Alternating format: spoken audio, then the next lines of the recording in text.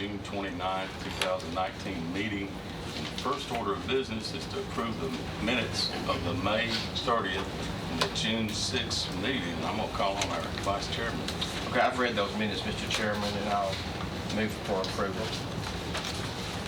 Motion. Second. Second, Commissioner Johnson. All in favor of this, signify by saying aye. Aye. Any opposed? Motion carries. Okay, the first order of business after that is a general fund budget transfer for general sessions. We've got a couple that are similar to this, and it has to do with people that are actually leaving and money that we have to pay out. And we try to get this done before the end of the year because we are audited shortly. Actually, I don't think they're starting now, but if we happen to miss one of these, and that's a thing that we might get from the auditor, so we'll do a lot of cleanup in these last couple of days. So, Lisa, do you want to take that one? I caught you right that we're on that first general sessions finance transfer. Yes, so that's one that we just got notice that an employee is leaving end of June, so we need to make sure that there's enough money in that line. It's usually, the line is full, so there's no wiggle room. So we're adding $2,900 to the deputies and taking it from the part-time.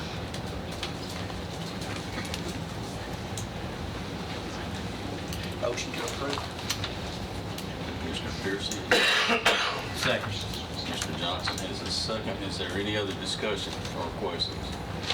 Hearing none, call roll, please. Commissioner Allen?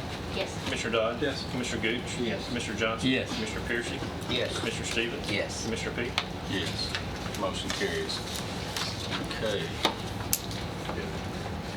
Next order of business is the solid waste fund and a transfer there, and this is actually for the same reason. For the same reason, another employee who is leaving employment by June 30th. So this is the payout. It's $5,800, and we're also able to take it from part-time. Motion to approve. Second. Mr. Johnson, Peterson, motion and second. Is there any further discussion? Hearing none, call roll, please. Commissioner Allen? Commissioner Dodd? Yes. Commissioner Gooch? Yes. Commissioner Johnson? Yes. Commissioner Piercy? Yes. Commissioner Stevens? Yes. Commissioner Peak? Yes. Motion carries. Next order of business is some transfers from the ambulance fund.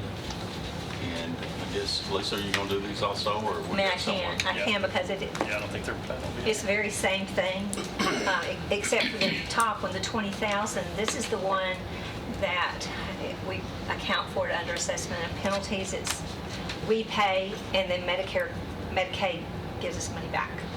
So it's a weird way to do it, but that is to pay the last quarter. Two items. And the next one, that's the first item. The second item is the same as the first two we did, and that is to make sure that there's sufficient funds to pay. We had to change the director and pay out of accrued leave balances. So we're needing to put $3,300 to make sure that line will be covered. Taking it from paraprofessionals. We saw this in public safety last night, in case some of y'all missed out on the meeting.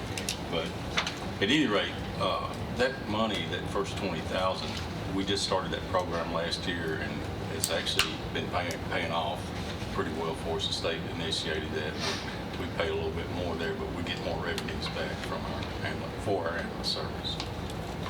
So are there any further questions on these items? Hearing none, I'll entertain a motion again. Motion to approve. Mr. Johnson.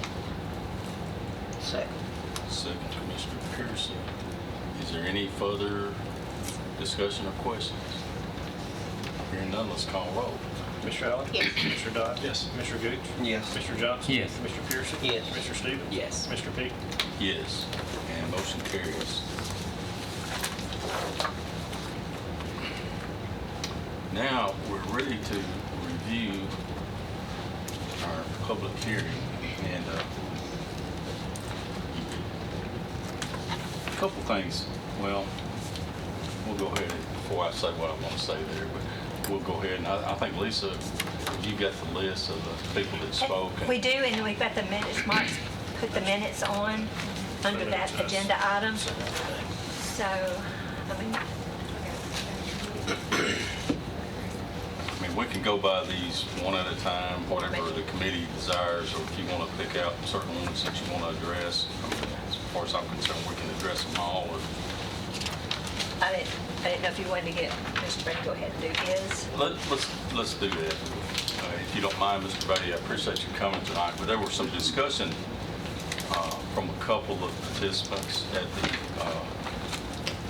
public hearing about people with lower income and how we treat them with our taxes. Right.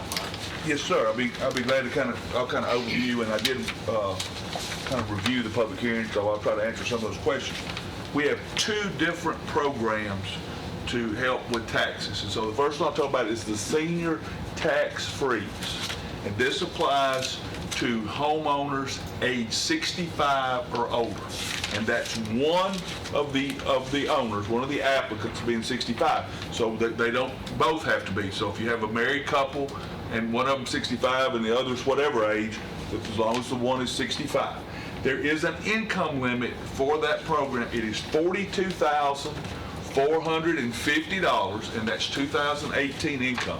That would be Social Security, earned income, rental incomes, pensions, VA benefits. And when I say VA benefits, I don't mean if they go to the VA hospital and get treatment. I mean if they get a check from the Veterans Administration. So all those things count in that.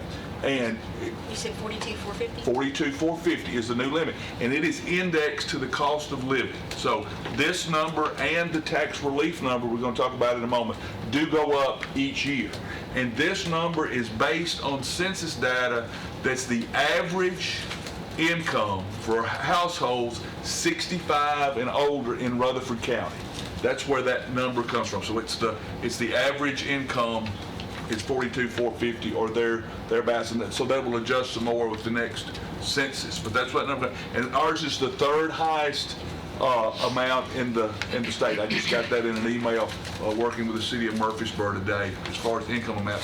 That varies county to county. The city of Smyrna, the city of Murfreesboro, and the city of Laverne for the first time have adopted the tax freeze as well as Rutherford County. The trustee's office does the applications for all of those jurisdictions. So we're a one-stop shop for tax freeze. You come to our office, we help you, and if you're in one of the cities, we just automatically qualify you for the city. So if you're on the tax freeze, and it is a program that you have to reapply for every year, but if you're already on the program and you continue to qualify, your taxes will not increase because of an assessment change or because of a tax rate increase. Neither one of those will affect you. If your taxes were to go down, like in reappraisal, that's not uncommon for some of the taxes to go down. Your taxes will drop and refreeze at the lower amount. So you always benefit from a drop, but you're not participating in an increase. But if you are not currently on the program, and the deadline was April the 5th, if you're not currently on the program, 2019 will become your base tax year. So whatever your taxes are for 2019 will be what your amount is frozen at. So if you're not currently on the program, we'll be glad to sign you up, and it will help you in the future years. But if you're not on the program, you'll participate in whatever the tax amount is for 2019. Yes. Excuse me. Even if you're 68, Right. still haven't signed up. That's right. Even if you might have qualified, it can't be. April 5th was by state law. That's a deadline date that we don't have any influence over. Just if they're not on the program, we cannot do it retroactively, Mayor. Thank you. Yes, Commissioner.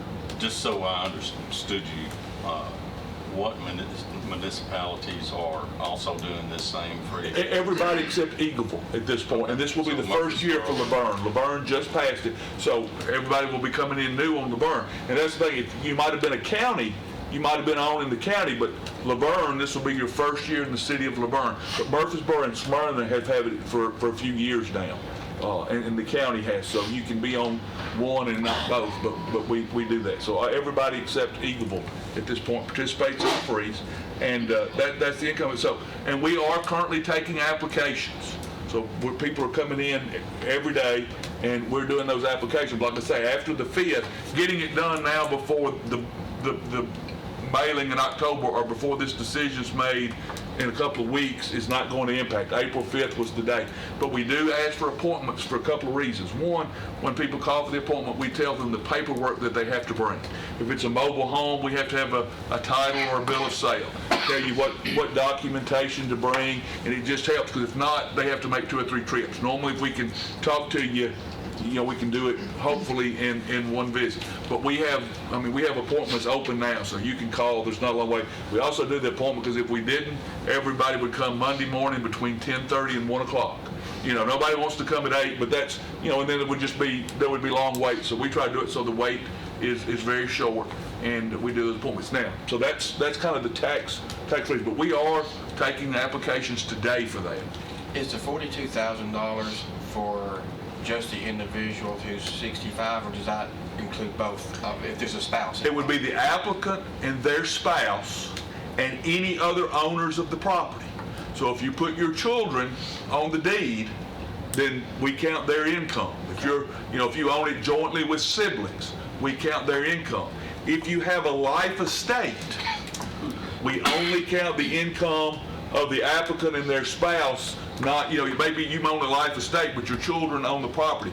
We do not have to count their income in a life estate situation unless they live on the property. If they're called what's called a resident remainder, we include them, but not.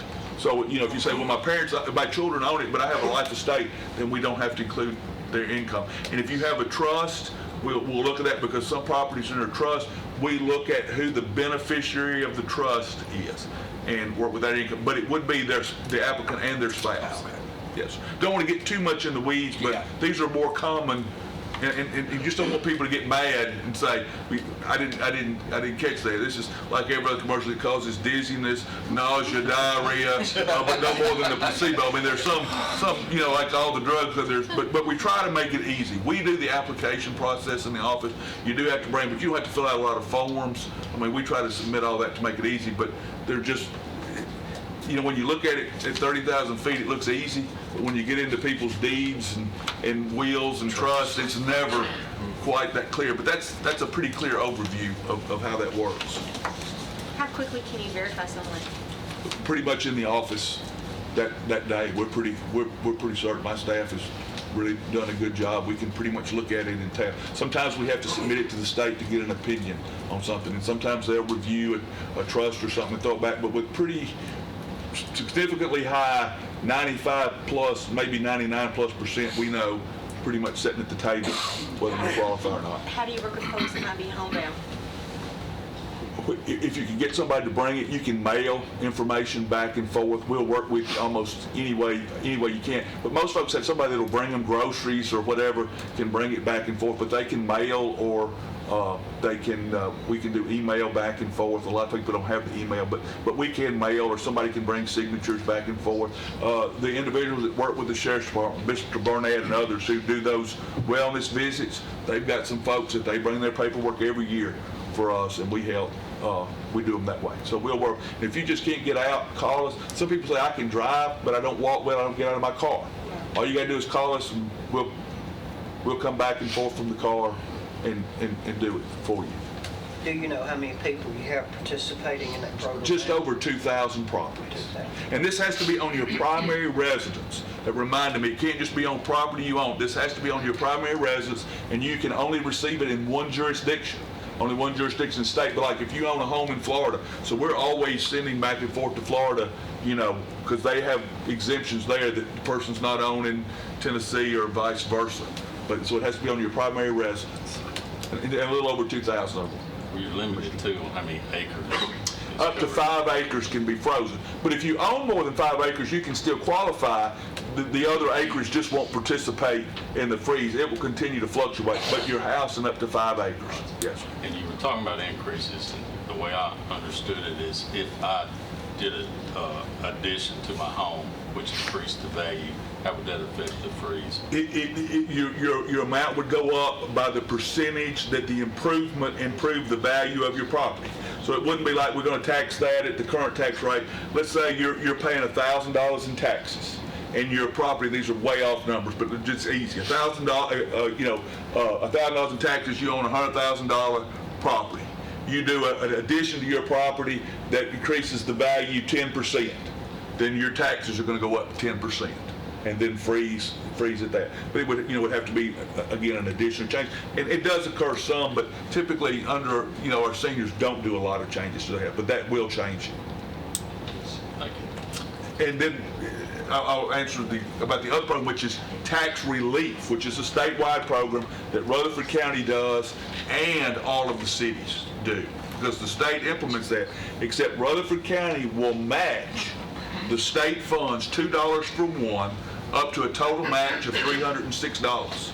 And I think there's maybe one other county in the state that does a 2-for-1 match. So it's a very generous match that Rutherford County has done. Now, if you're not on that program and you qualify this year, you will get money back this year on that program. There's not a year's waiting period. So if you're 65 or older, disabled through Social Security, then and have an income of $29,860 or less, and the same qualifications, same group of people, you can get tax relief. And that comes up to right at $500 off of your taxes for Rutherford County, not counting the city portion of that, $450 to $500, and that you get that every year. That's money off, and that's a program you can qualify. We're not taking applications for that program because the state doesn't have all the forms ready, but they should be ready in July. So you can call and inquire about it, and we have until April of next year to get you qualified for the 2019 tax year. And so you'll get that money back off your taxes. If you are a disabled veteran, a total and permanent disability for a veteran, service-connected, there's tax relief with no income limit, and also for the surviving spouse of a disabled veteran. And on that one, on the tax relief, it's based on the first $27,500 of appraised value. For the veterans, it's $175,000 of appraised value, and we'll still match up to the 306. And you can't get more than what your taxes are. You get 100% of your taxes, but you don't get any cash back on that. So that program is called tax relief. We do the applications for that as well, but the cities do their own, except we will do Smyrna and Eagleville's because we're now collecting taxes for them. But you can qualify for that this year. If you've not been on that program, it's not too late. I mean, we're just now getting ready to take applications for that program. So it's available, you can get money back. There was a question, if you don't mind, Please, go ahead. about, Like you're still in taxes, Yes. partial payments. Right, okay, we'll talk about that. We do take partial payments. You do not have to pay in one lump sum. We'll take partial payments in any amount that you want to pay us. We also now have prepayments.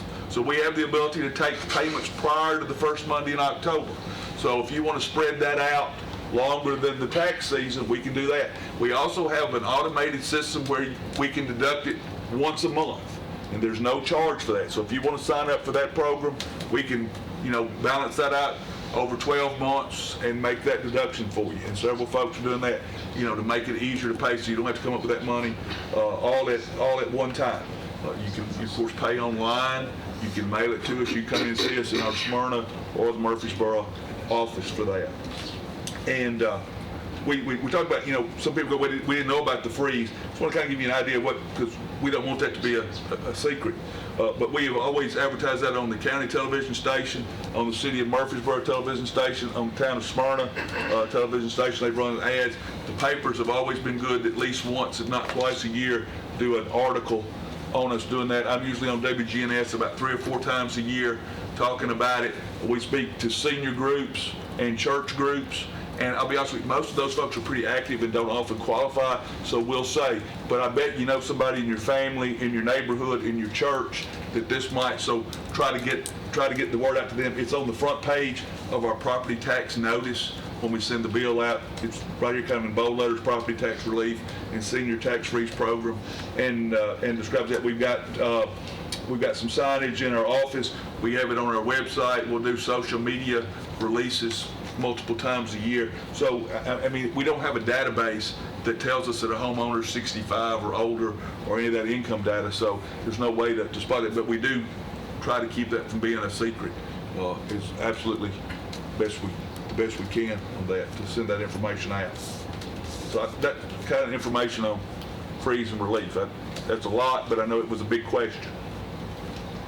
We had Cindy Salisbury was disabled but under 65.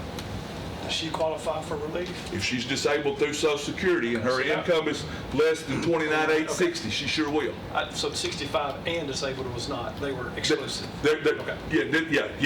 Yeah, 65, you don't have to be disabled or disabled through Social Security.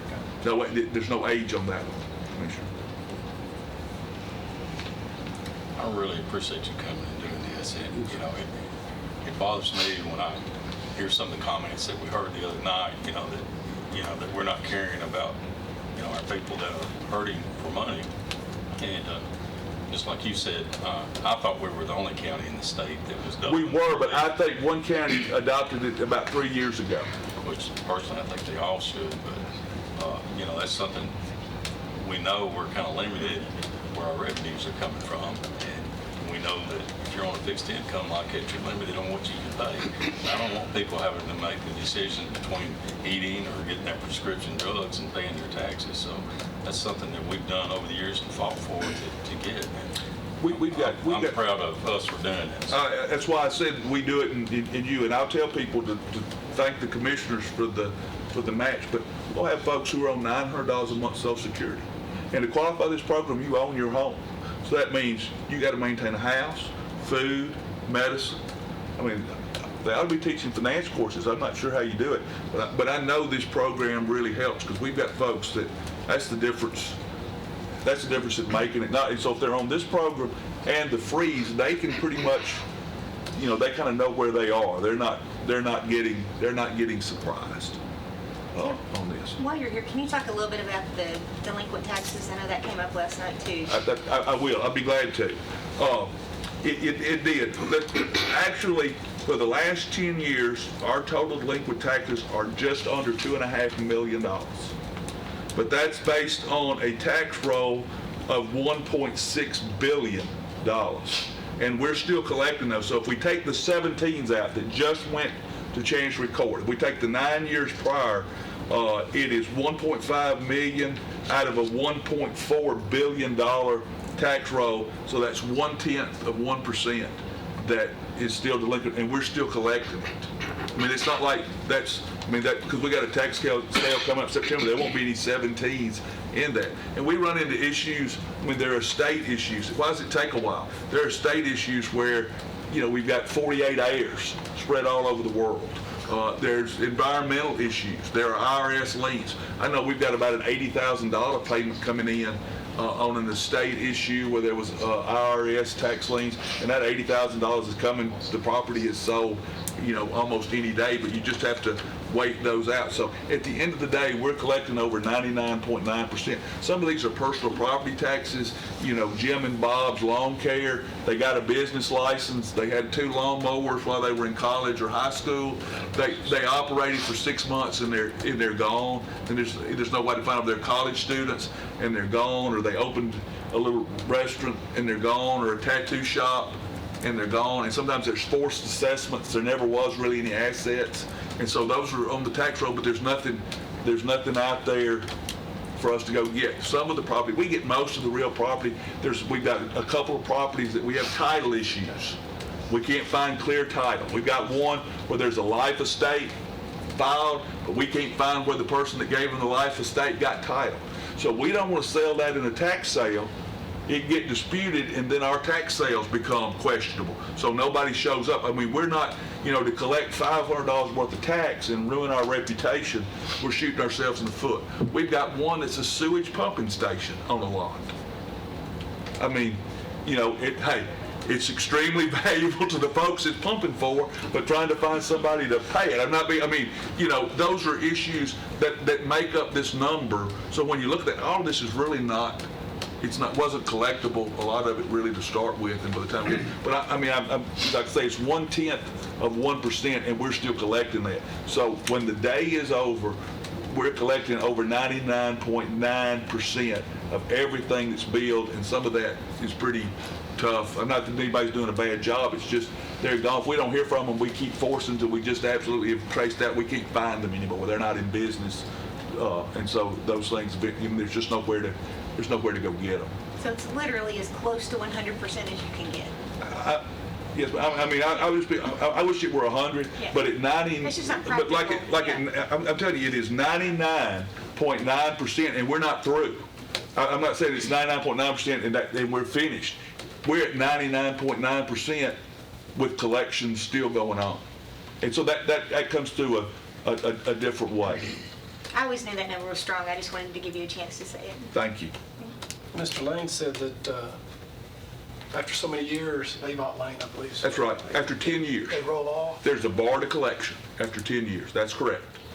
So And that's in your, that what you articulated.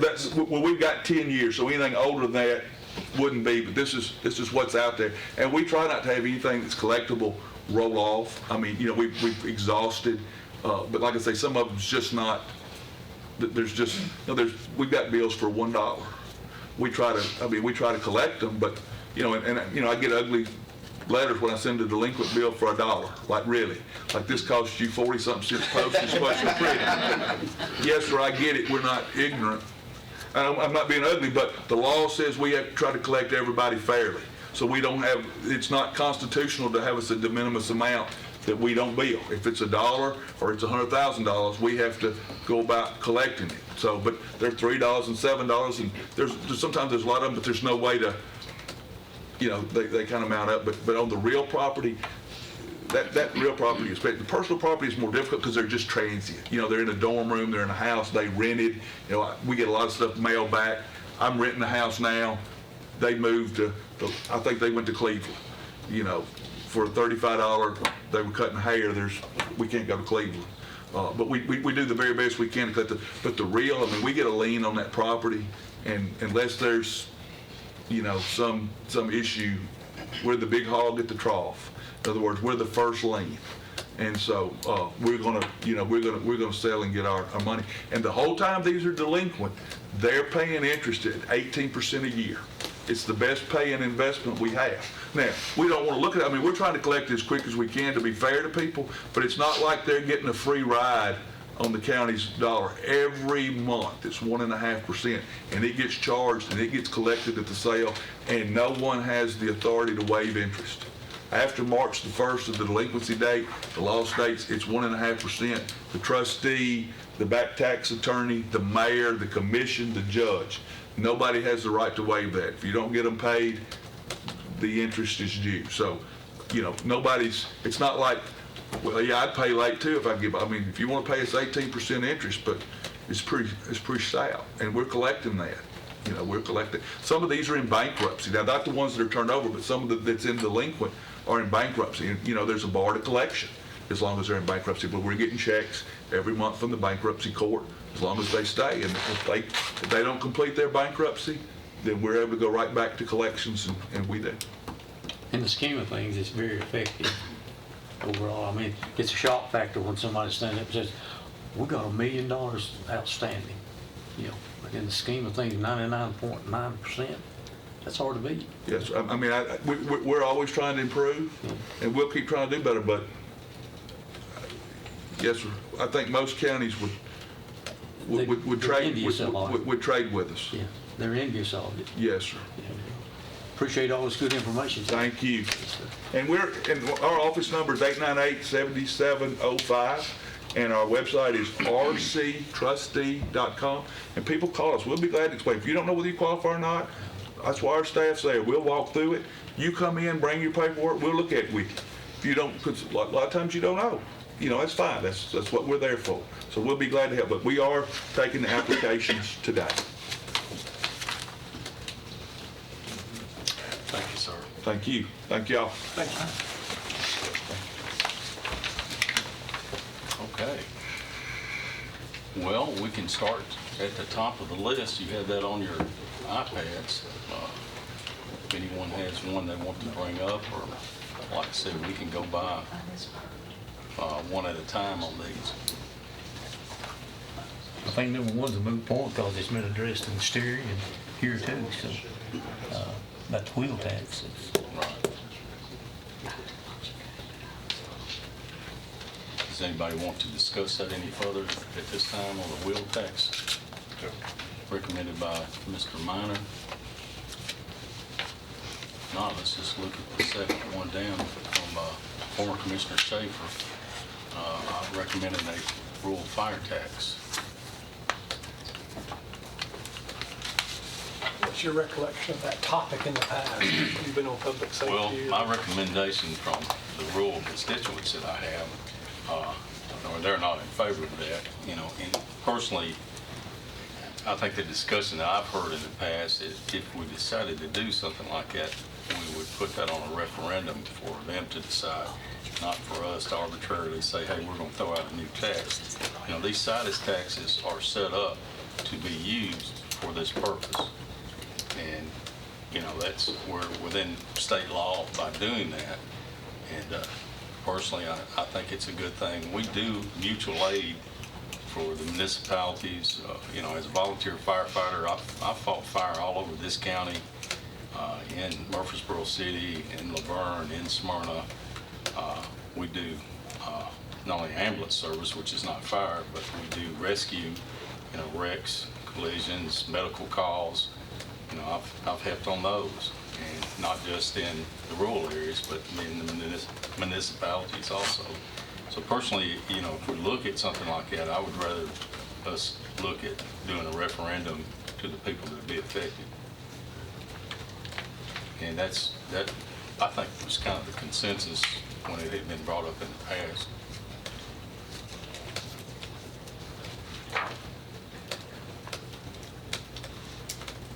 Okay, the next one was Ross List, and he is former military, in the military service, and he's saying that he's having a hard time paying the bills like a lot of us, and he wants us to fix the mismanagement and put projects on hold and not live beyond our means. Personally, I've got a lot of things I could say about that. One thing that I've found, a lot of the new commissioners that come on board here, when they get here, they're looking for all this mismanagement, and they're looking for all this slush fund money that's laying around. And what they find out is we're very well managed, we're budgeted very tightly, we budget conservatively, and most of them are pleasantly surprised at that, as a matter of fact. And I personally, that's how I feel about it. Now, what I don't like is that we only have property tax and wheel tax are the two main taxes that we can look at. I mean, there's a few other odds and ends, but we need some help. And, we've asked our legislators to help us for a number of years. Our development tax is frozen. I've talked to one of our state legislators this last week, and our request to change that has been put off for another year. It's not going to be looked at this year, of course. The session's over. There's a possibility we could get some help with it, but I don't know what we need to do to bring it to their attention. But what I wish is that the citizens that are calling us and saying, "Hey, we need some relief from this property tax," start calling our state representatives and say, "Hey, our commissioners have been asking for relief here. We need relief," instead of us always having to look at property tax. And, I don't know what it's going to take to get their attention, but one thing that I will mention is, and we looked at this in the past, and maybe this committee would be interested in doing this. I think it might be a good idea if we called up our county attorney and said, "Hey, Nick, what would it take for us to put a moratorium on building? And how is that effective? Can we do that?" But I'd like to get that information myself, because a couple things. I think it would get the attention of the building community and the real estate community, and I think it'll get the attention of our state legislators where we haven't been able to get their attention. So I'll throw that out there as a recommendation that we have Nick look into that, but that's up to this committee. I won't do that on my own. I would suggest if we do that, let's ask them to check freezing all hiring. It's just one industry. I understand, There's no like I said, longer I'm just throwing that out there to try to say that we haven't been able to get the help, and we've asked, you know, I'm trying to think of a way that we can do that, to get the attention, you know, and say, well, we've looked at it, the answer is no again, but, you know, why? There are other options out there, realty transfer tax is one of them. That's been ruled unconstitutional before, and the county had to refund all the money, so that's really not an option. The state has a transfer tax, real estate, what's the difference? So that's I'm not maybe sure- another topic. I'm not sure what the Yeah. difference is, but they tried it in the past, and it was ruled unconstitutional by the state Supreme Court, and the county had to refund all the money. Here in Tennessee, I haven't heard Rutherford that. County, we were the test case. It's called Stroop versus Rutherford County, so that's not going to work. That was back in the 70s or 80s. So that's just not an option. Well, just a little bit more on your point about, you know, the moratorium idea. You know, the complaint that we continue to hear from everybody is growth. And, you know, they always accuse us of, you know, poor planning, traffic, schools, you know, all those ripple effects of folks coming in. I've been on the planning commission for a long time, so a lot of people don't understand that if a piece of property is properly zoned, you can't tell them no. That's not possible. But, and even when I joined the planning commission, I didn't understand why we would continue to approve neighborhoods that were going to be zoned to schools that were already overcrowded. And, you know, Harry Gill told me, he said, they won't let me build an empty school and then let the kids show up. The kids have to show up first, and then we build the school. And so I think what people want to see is smart growth, paced growth, that kind of thing. So that's one of the things that I guess I would like to see us even explore. You know, the word moratorium is scary. This year we're going to be doing an update to our comprehensive plan. We're going to be doing an update to the major thoroughfare plan. You know, I'd really like to task our, you know, planning and engineering department with helping us figure out, are there some different code adoptions that we need to do to be able to pace growth? Which is part of what, and I know Commissioner Phillips, he's a fan of this. We talked about it a lot in Planning Commission, where the idea of traffic sheds. And the whole idea behind a traffic shed is, again, scaling and sort of spreading out the responsibility for who pays for when an area that's undeveloped becomes developed. So I think that's an important conversation we need to have, and I think there's a smart way to do it. You know, it's a conversation that the timing is right. The fact that we're updating the comprehensive plan now and that we're updating the marriage thoroughfare plan. If there's a way for us to adopt some codes, policies, whatever, that would help us manage that growth and pace that growth, we need to seriously look at it. Absolutely.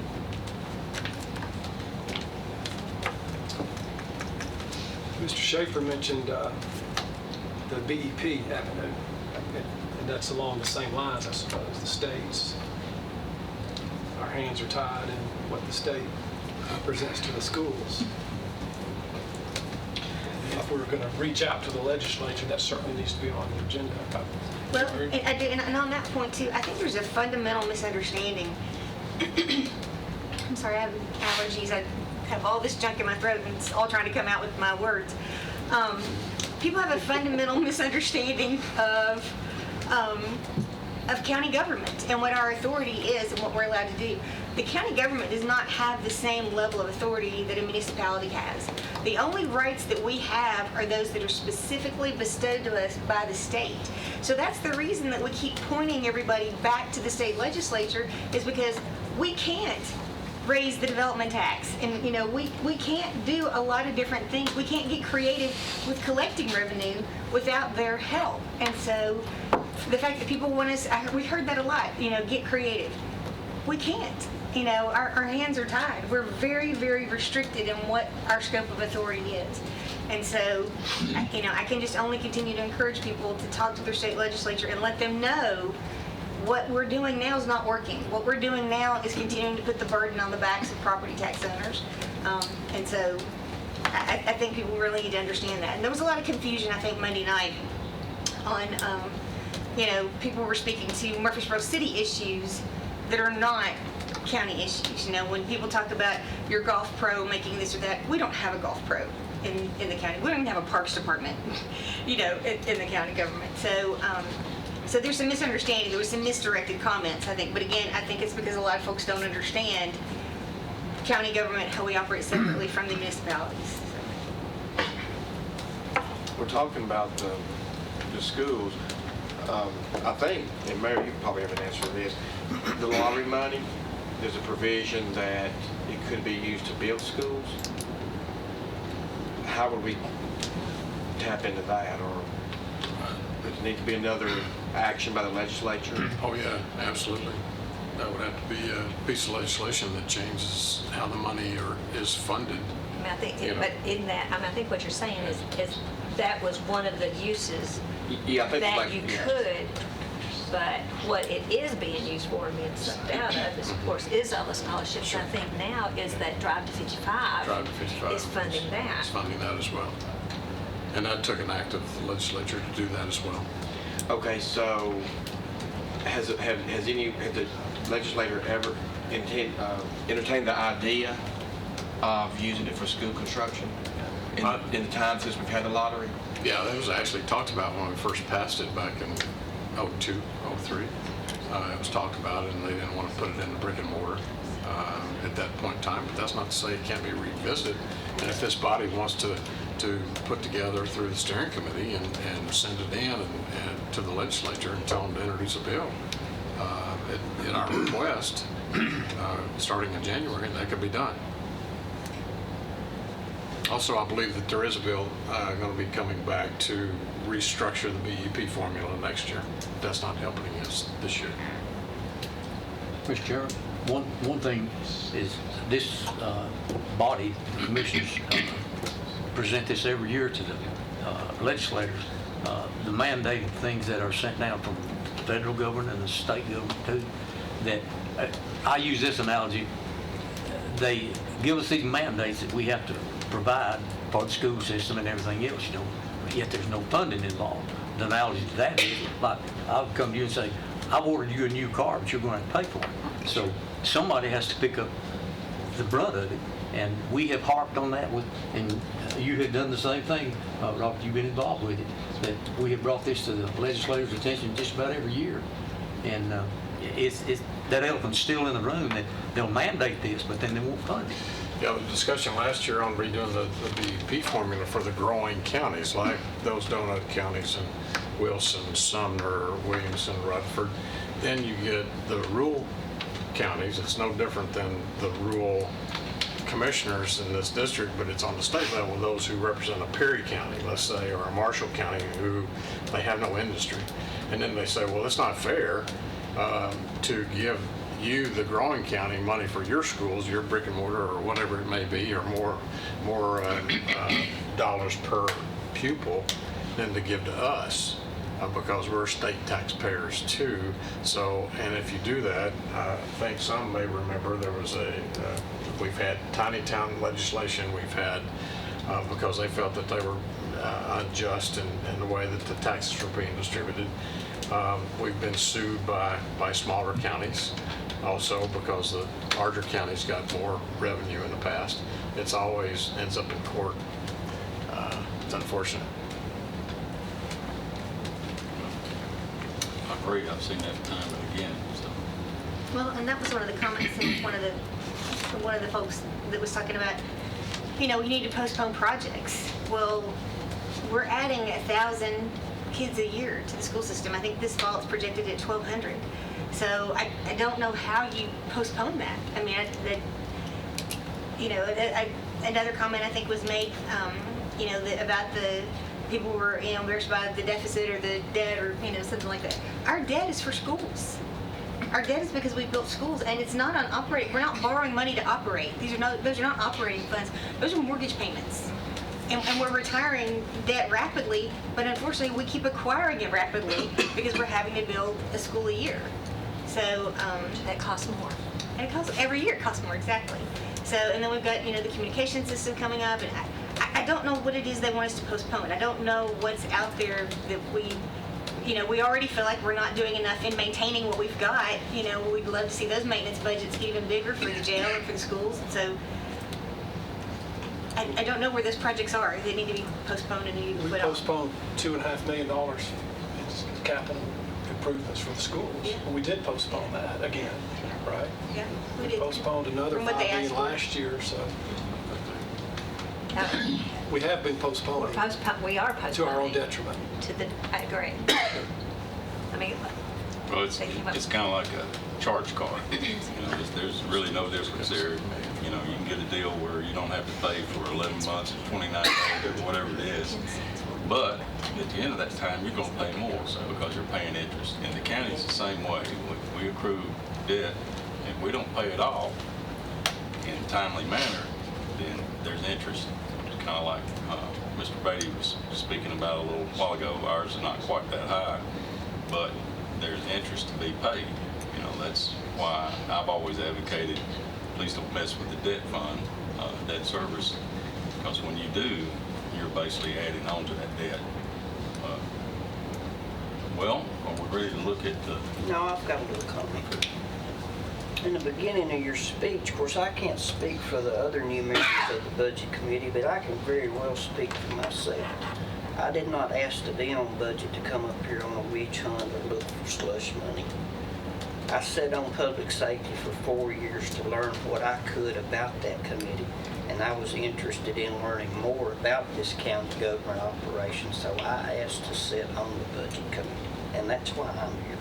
I just wanted to clear that up for you. well, my comment was for, and definitely wasn't directed at you or anybody else in particular, but You I've heard. directed it at new members. Well, exactly, but I was talking about new to the commission. As a whole, most people, when they look at county government or any government, most of them are very skeptical. And they think, well, there's some more lying politicians and, you know, you don't, and I'll tell them this, I don't always listen to what they say, I look at what they do. But you come skeptical, and then once you get into it, and I think you've learned a lot since you've been here, like you said. I learn You every spent day. 4 years, and I do too. But my point being is we are responsible with the county's taxpayers' money. And, you know, a lot of people when they first come here are skeptical of that. And I can affirm that statement. There was a commissioner who served on this budget committee who was a first-time commissioner.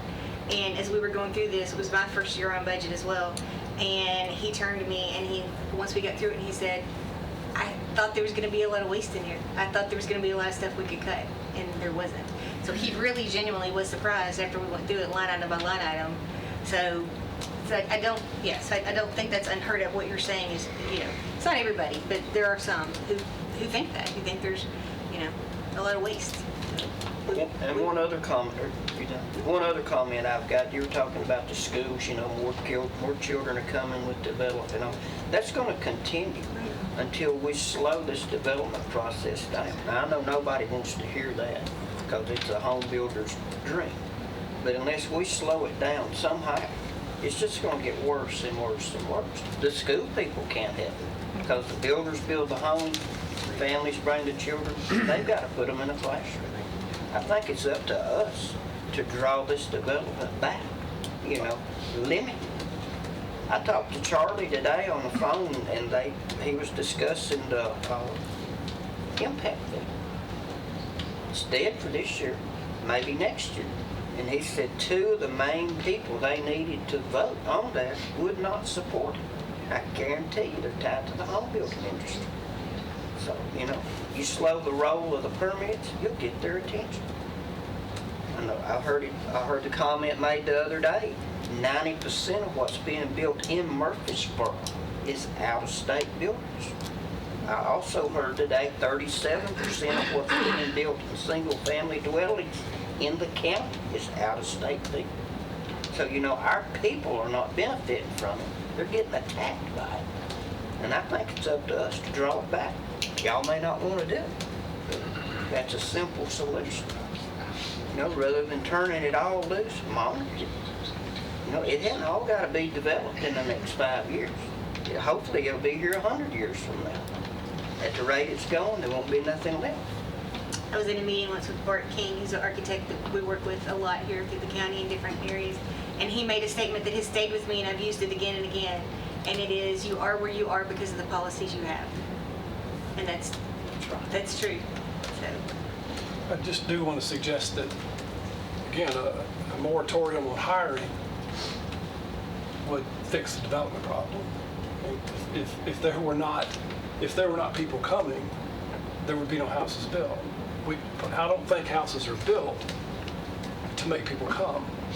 I think the development world, to a large extent, builds houses because people are coming. So if you stop hiring and people stop coming, the building industry would have to stop. So I just want to, I'm in that industry, been in it for decades, and I just want to add a little tone of caution. We don't build spec homes or developments to make people come. If that need dries up, the builders go broke, or the builders stop building, or the developers can't develop. I believe that people are coming and they have to have a place to live, as opposed to we're building houses and they're coming. If there weren't people hiring, there would be no houses sold. So Well, I disagree. I just want to be cautious. People are selling their homes in other states for a higher dollar, moving here, buying a bigger home, and have money left over that are retired. They're not looking for work. They're coming here because they can improve their style of living, and they have money left over. A lot of them are coming here because their grandchildren are here, and they ain't got anything to do with that. Some of it probably does, but a lot of it don't. I see it every day, people moving in and around Lascassas.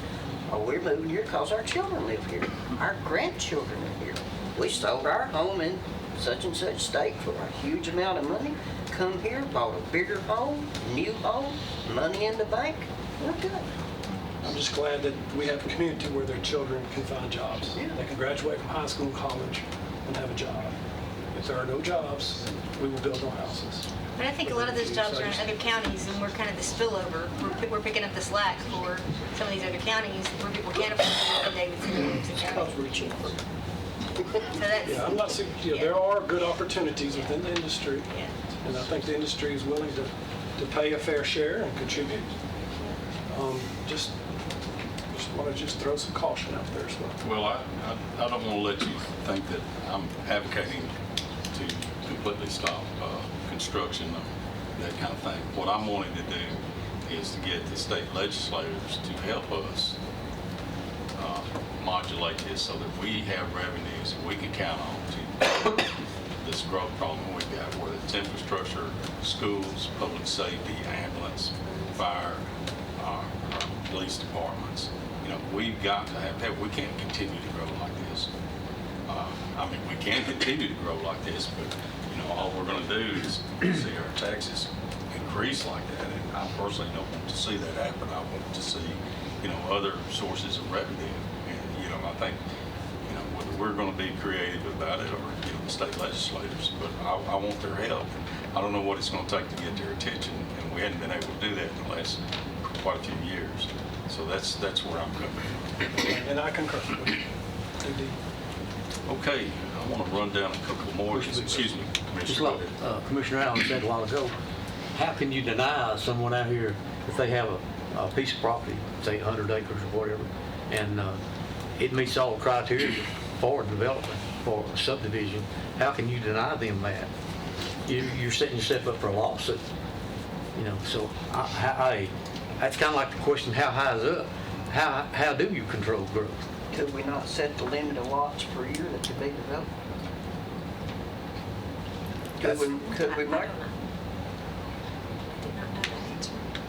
You could change the zoning ordinance, or you can just put a moratorium that no building permits would be issued. Of course, if you don't build houses for people, then the prices are going to go up, and all the people that we heard complaining about that they can't afford to pay their bills, now they're going to have a mortgage payment or rent payment that's even higher because there's less supply and more demand for it. Exactly. But if we did any kind of moratorium or limit on the growth, guess where they're going to build? They're going to go inside Murfreesboro city limits, Smyrna city limits, and Laverne city limits. They're going to build there, and there's not a thing we can do about it. So I think we're just chasing our tail if we try to go down that road. I just don't think it's going to have any kind of good outcome for us. Do you have a solution? I don't have a solution. You fix one problem and you create three more. So, That's why I say all this is physics. Every action has a reaction. Well, the next thing that I see was Mr. Phillips' comment where he recommends a 4.25 salary raise only and removing the salary survey, which would save 3 cents on the tax rate plus unspent appropriations and the revenue amendments recently approved, looking to eliminate 2 cents in the ambulance and look at eliminating 2 cents in the ambulance fund. And like I said, the only comments I'll say to that, we can, cut our reserves drastically. We can pull money out of our debt service. The next year, we're going to be paying that much and more and higher interest rates. That's my personal opinion. Lisa, you might have a take on that. I don't know if you want to comment. If you do. I want to save comments later when we talk about debt service. Well, I had a conversation with Edward about this. I understand the logic of wanting to hold the salary increases flat and not adopt the survey. The problem with that is it doesn't address our issue of not paying equitably for these positions. And so you're losing people, you're having trouble filling positions because you're not compensating them for what the going rate is in the market. And so as much as I understand the idea of keeping it down, it doesn't solve a bigger problem that we have, and that is getting these positions staffed. So it's a drain. I mean, we have an HR drain on, public safety. And so that area specifically is the one that, I think is seeing the biggest increase because I think it's got the biggest deficit. Be recognized. Would be okay for the committee to recognize our HR director, please. Well, to your point, Commissioner Allen, we had 2 people quit, one of which is in our IT department, and it's somebody who is, to say that he's going to be difficult to replace would be huge, and he is leaving us for a $25,000 increase, more than what he would have gotten with the salary survey. So, I mean, we continue to lose for that kind of volume with the businesses that are coming in, and to say that we don't have a real problem, it will get worse. And I know that this is hard for everybody, but this is real. I see it every day when people leave. I leave the sheriff and some of the others. And it's not just public safety. I mean, this person isn't in public safety. So I think, to your point, that's one of the issues that we're going to face moving forward, because if we won't be able to backfill them with skilled persons, so then it will take more people to complete the functions of the job, because we're not going to be able to complete them in the same amount of time with the people that we have. So.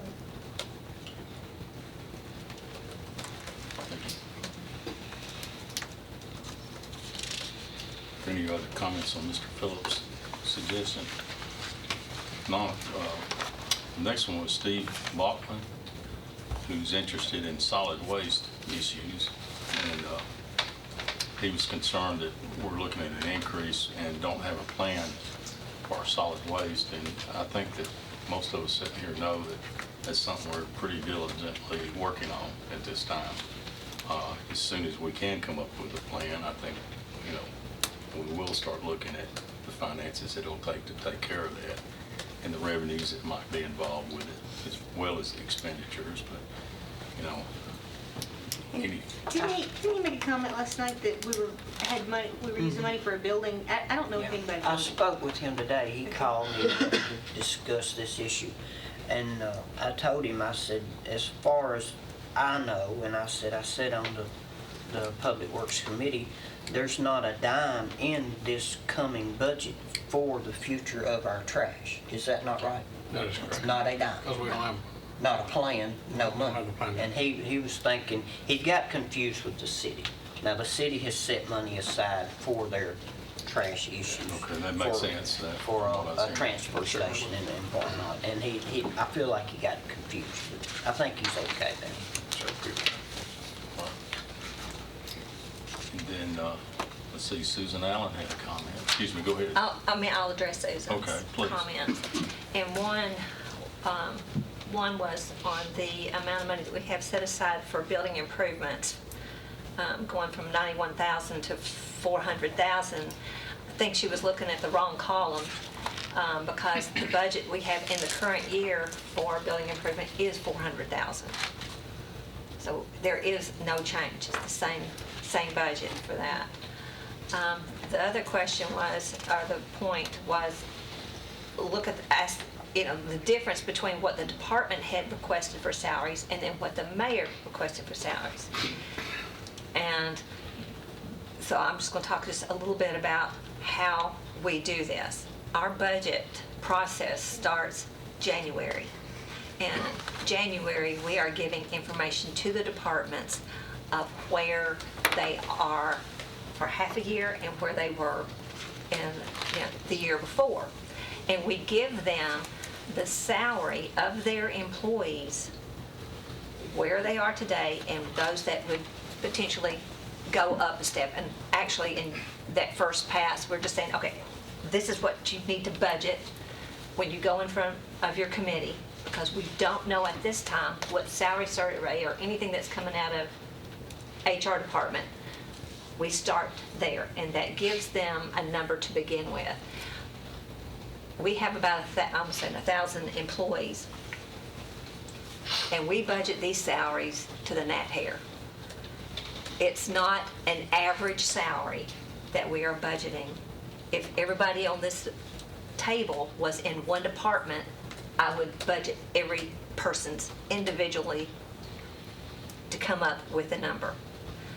So at the time that, and in the column that you see in all that we have, what we work, and then what is on the web, what is in the department's request is where we are in January and our estimates for January.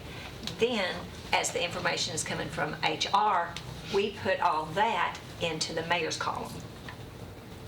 So any changes, any differences, I mean, if you ask the department head which one you want to use, the one that we used in January, the one now, you would say, I want to use the one now. It would just take time to go back and change all their numbers to reflect that every department is saying, oh yeah, I'll go with what the mayor's. It's just our timing and how we do things. I remember asking you the same question, and you told me some of those numbers were just placeholders. Yes. Until we had the Yes. real number. And so that's, Yes. so I had And- asked the same question. I and understand why it's confusing. And sometimes, and here's the other thing that's confusing for this particular year. We budget, our salary table is based on 52 weeks, 5 days a week, 260 work days in the year. Well, every year, we look and say, how many work days are there going to be next year? In this coming year, it's 2 extra work days. There is exactly 260 work days in the current year. There's 2 extra, so, and I will roll back finance director before me. Over 20 years ago, what they would do is say, okay, we will, let's say somebody makes $100 a day. And this year they would make $26,000. And let's say we not do any kind of increase or anything, it's the same amount. But now we're going to say, okay, you got 2 extra days to work, but we're still going to pay you the same amount of money. So it ends up decreasing their hourly rate. So 20 years plus, we started in this department, is we budget for, the salary is for a 260-day work day, and then we just budget accordingly for the extra days. So when we go from the 2 extra days, it does show a difference, and that's some of the comparison is that when you're comparing a salary to last year, you got 2 extra days built in, but that's not the annual salary. That's the annual salary plus 2 extra days. So in the years when it goes back to the 260, 260, it drops. we drop it, yes. That's what I'm saying, we budget to the person, to the day. Okay. Any more comments on that issue? And not the next person was former Commissioner Ronald Williams, and he pointed out that renters do pay property tax through higher rent from their landlords. And he also wanted to encourage us to determine if any increases in the budget is a priority, whether it's a need or a want. I personally feel like we do a pretty good job of doing that. Got any comments? If not, the next person that spoke was Teresa St. Clair. And this one was troubling to me. She accused us of having fraud and waste and abuse in the employee insurance fund. And here's my statement to her. You need to go see the comptroller. That's above our heads. If you've got a problem and an issue like that, you go to the state comptroller and see them. Mayor, do you want to make a statement?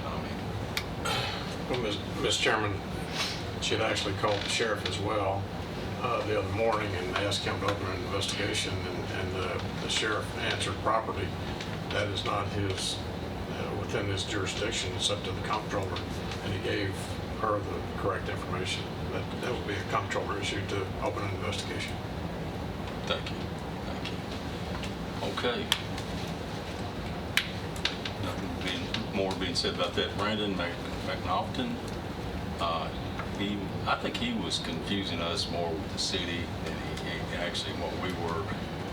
He did say something about sweetheart deals, and he doesn't want to see Murfreesboro become Detroit. And he wanted us to try to see creative ways of raising revenue. And one thing I wanted to point out to him is when we have development, our IDB board, Industrial Bond Development Board, when they give money to a company that moves here into this county, it's required that if we give them $1, they've got to pay us $3 back, and then we check that. So we're not giving free money out to anybody. Yes, they're getting a reduced tax for a period of time, but that money that we are allowing them, that $1, just for instance, will be paid back threefold, or they do not meet the requirement and they do not get that money. So this is not one of these funds where we're just opening arms and letting anybody move in here and throwing money at their feet to bring them in here and get jobs and cause the growth to expand. You know, this is one way we can actually make these guys kind of pay their way, and I feel like we're being responsible there. Again, my opinion. I have no knowledge of any sweetheart deals with private developers. I've been on planning commission for 12 years. If they're out there, I don't know about them. Okay, let's see.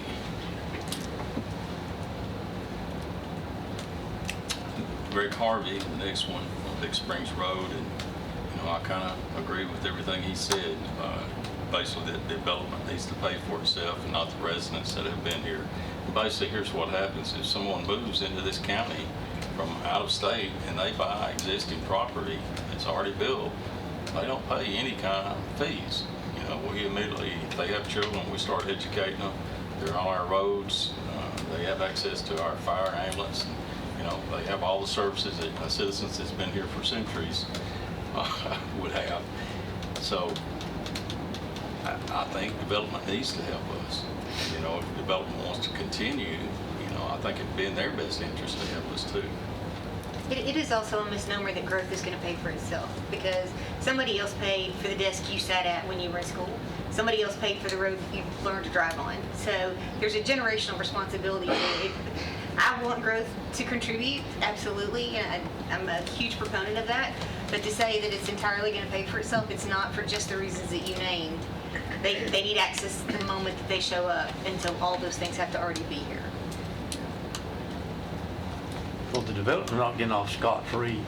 He's responsible for the roads and everything else that in that subdivision. And then it meets the standards for the highway department. And then it's turned over to the highway department to maintain. But that developer, he's biting the bullet. And I'm not a developer. I don't have any kinfolks in the development. But, in defense of them, they're not getting off scot-free. I mean, all the utilities and everything else, they're responsible for that. So, But they get it back in the price of the well, they get it, sure. I mean, that's, they're not in for it just because they love to do that. I mean, They're gonna make a living, that's true. It's like you operate your business on a private basis, I'm sure too, don't you? It's not for fun. I'd stay home and have fun. And a lot more of that too, right? Okay. The next person that spoke was Zach McLean, and he's basically saying we've got a tax and spend budget. He says we should be able to cut 50 million. I mean, we should be able to cut in can't cut the budget, but we can add 50 million and do that. And I think we've discussed that pretty well this evening.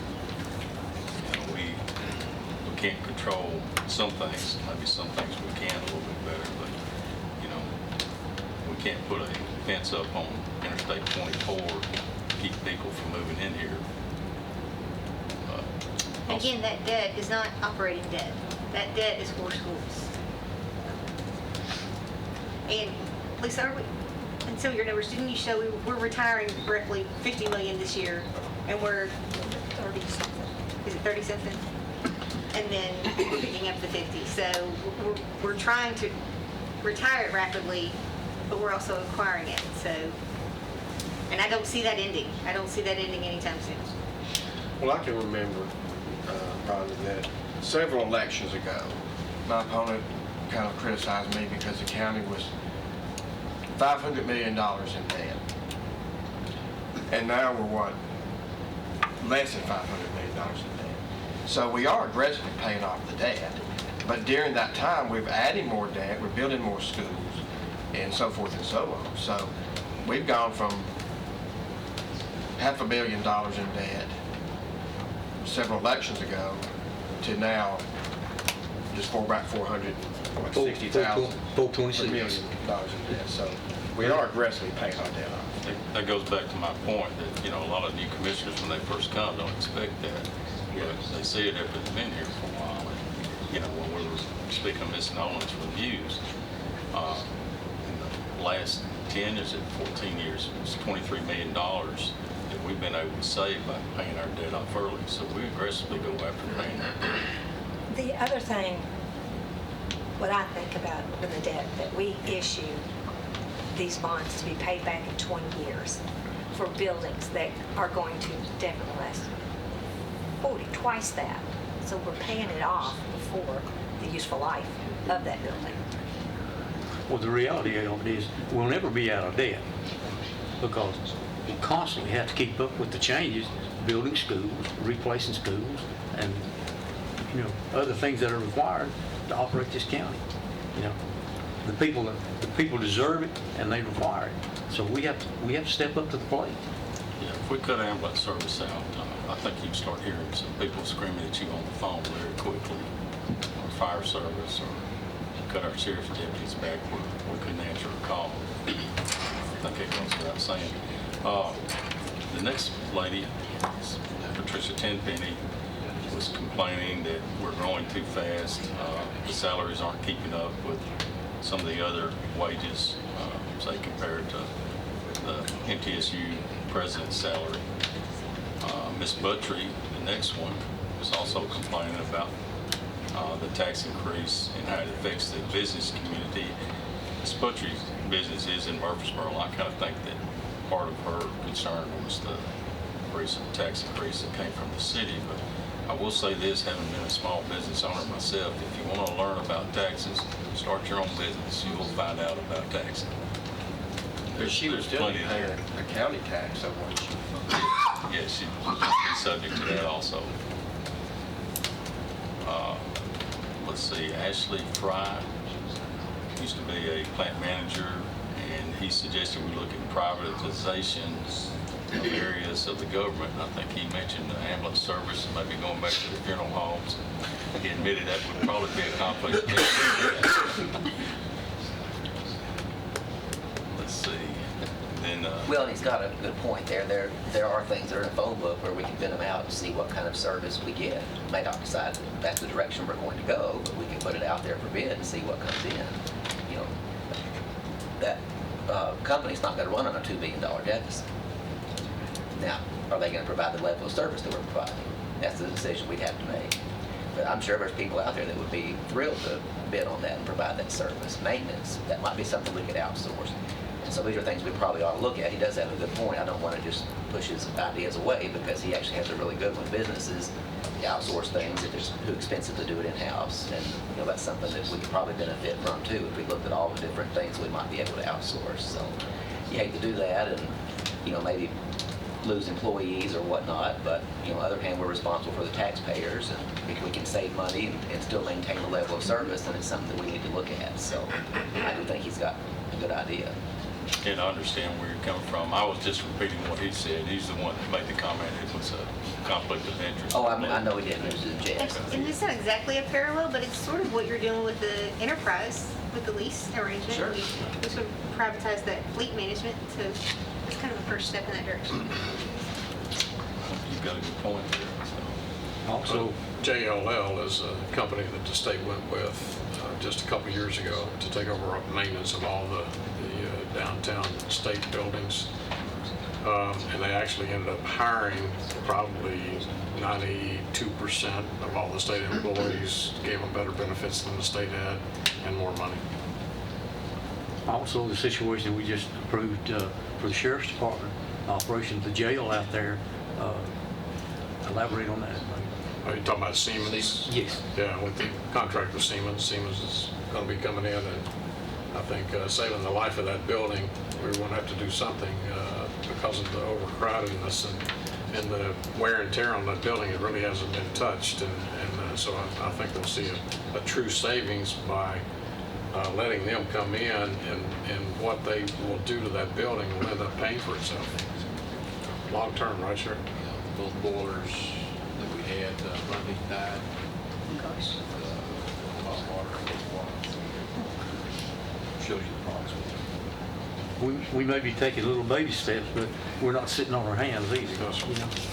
Well, I think all of us are aggressively looking for ways to save money, and that's been obvious if you have been following this. Okay. We had Mr.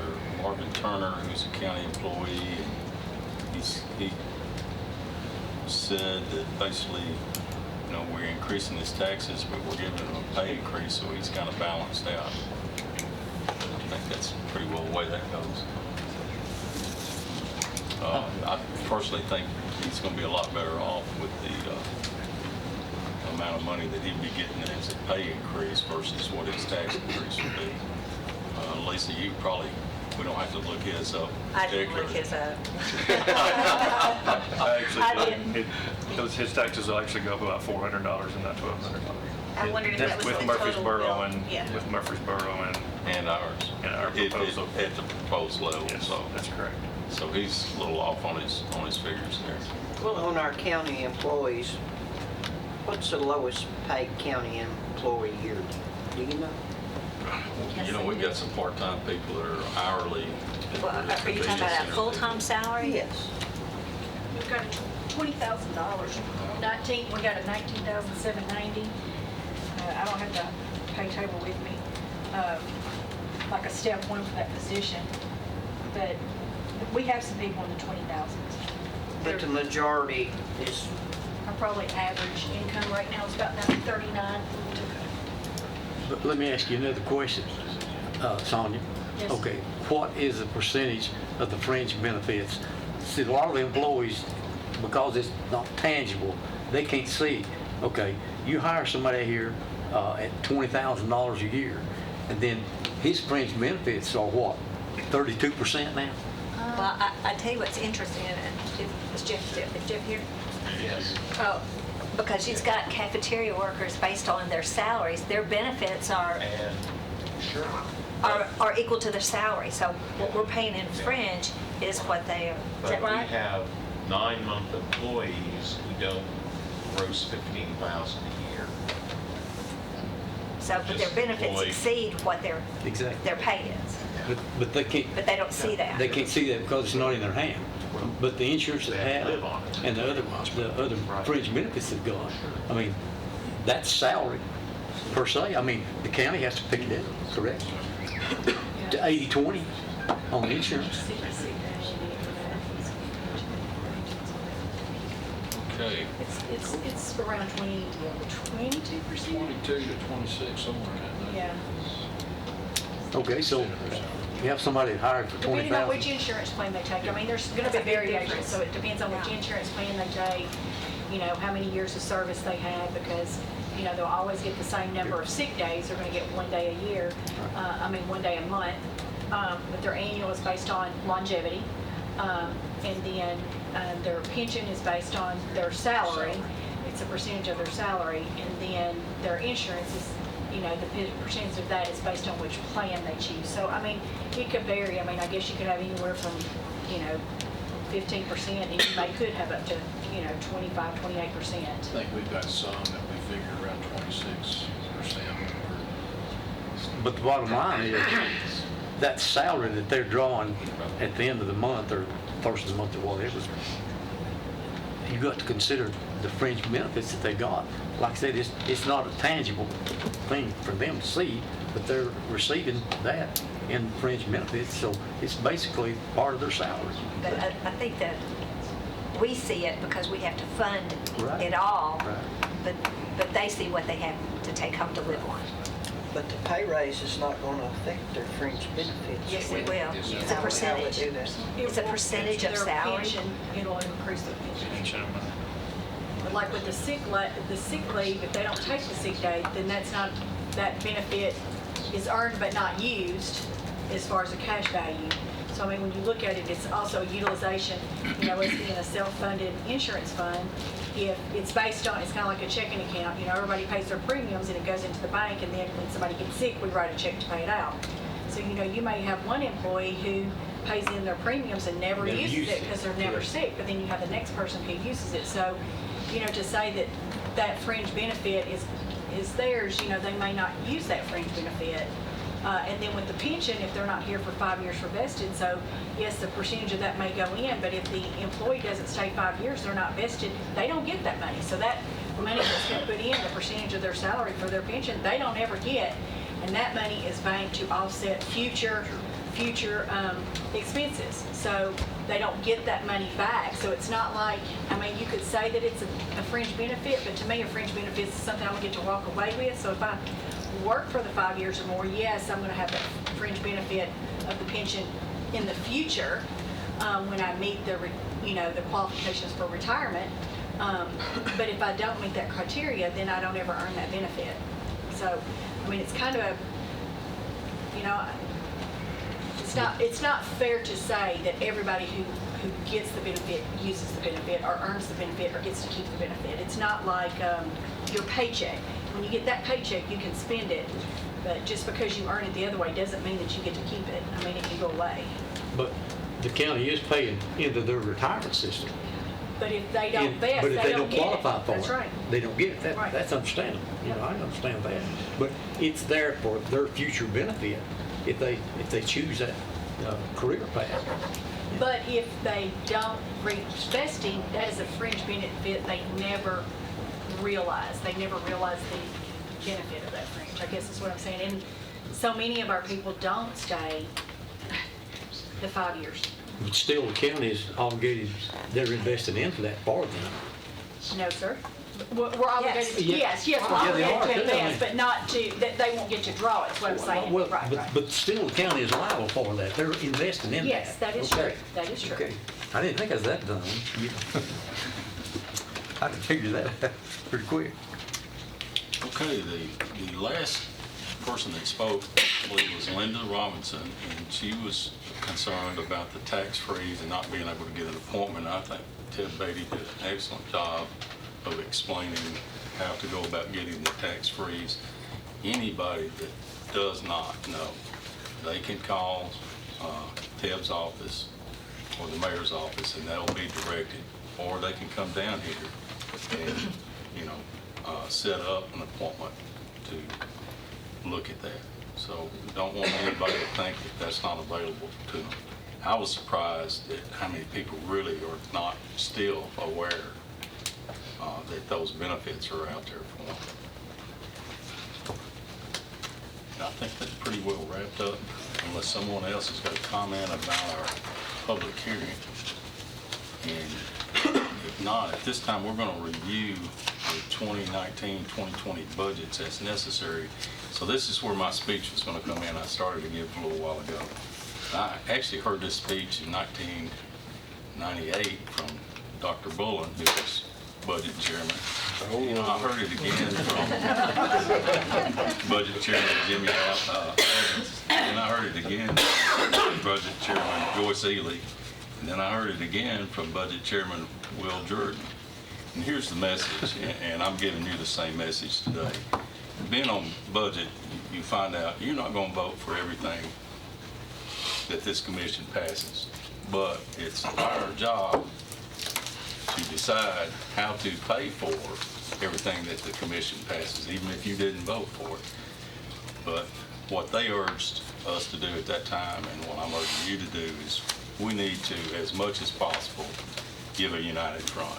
I'd like to see us, whatever recommendation we come out of, to come out with a 7-0 recommendation.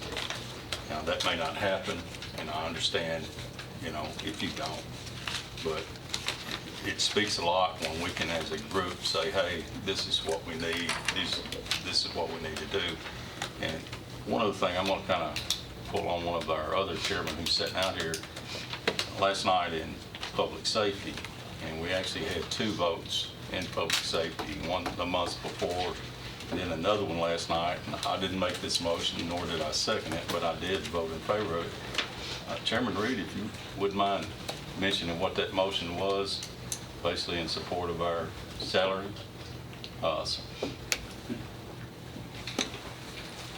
We basically at public safety last evening, we made a motion, I guess it was a motion of support, supporting our public safety employees, letting them know that what we supported at the beginning of the budget process, of supporting the amount of salary that come through here, what you have already gone through as far as your budget process has begun, that we are very much in support of what has already been approved or what you're looking at.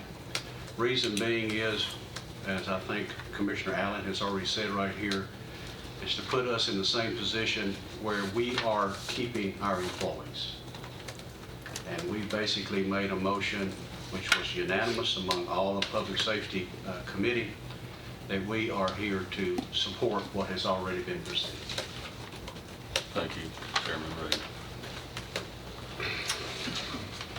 At this time, Lisa, if you would like to run over where we're actually at and what recommendations we have at Yeah, this time. this is, I figured some of y'all wanted something right on where we were, kind of where we are. Mr. Chairman, Mayor. before we get into this, let me just make one short comment as we start this debate process for tonight and then forward it on next week. I was at the GNRC meeting this morning in Nashville, sitting in between Mayor Moore and Mayor Briley, and surrounded by the other mayors from all over Middle Tennessee. Every mayor that was there is facing the same issues that we are. So I know we determine our own destiny, and we really shouldn't think about this, of what other counties are doing, but because of Tennessee is such a great place to live, and why all of Middle Tennessee is seeing the tremendous growth in every county. The mayors that I've talked to, Murray County's looking at 42 cents. Spring Hill's 26 cents. Williamson 11, 17 in Wilson. Couldn't get Montgomery, couldn't get to him before he left. Sumner County's at 6. Camden County's at $1. And they don't have the money to pay that. It's unfortunate. You really can't count Cannon County, they're upside down anyway. Well, they are, and concerning the comptroller, made a comment that they're basically in real trouble, and he doesn't know what they're going to do because they become a part of the state if they turn in their charter.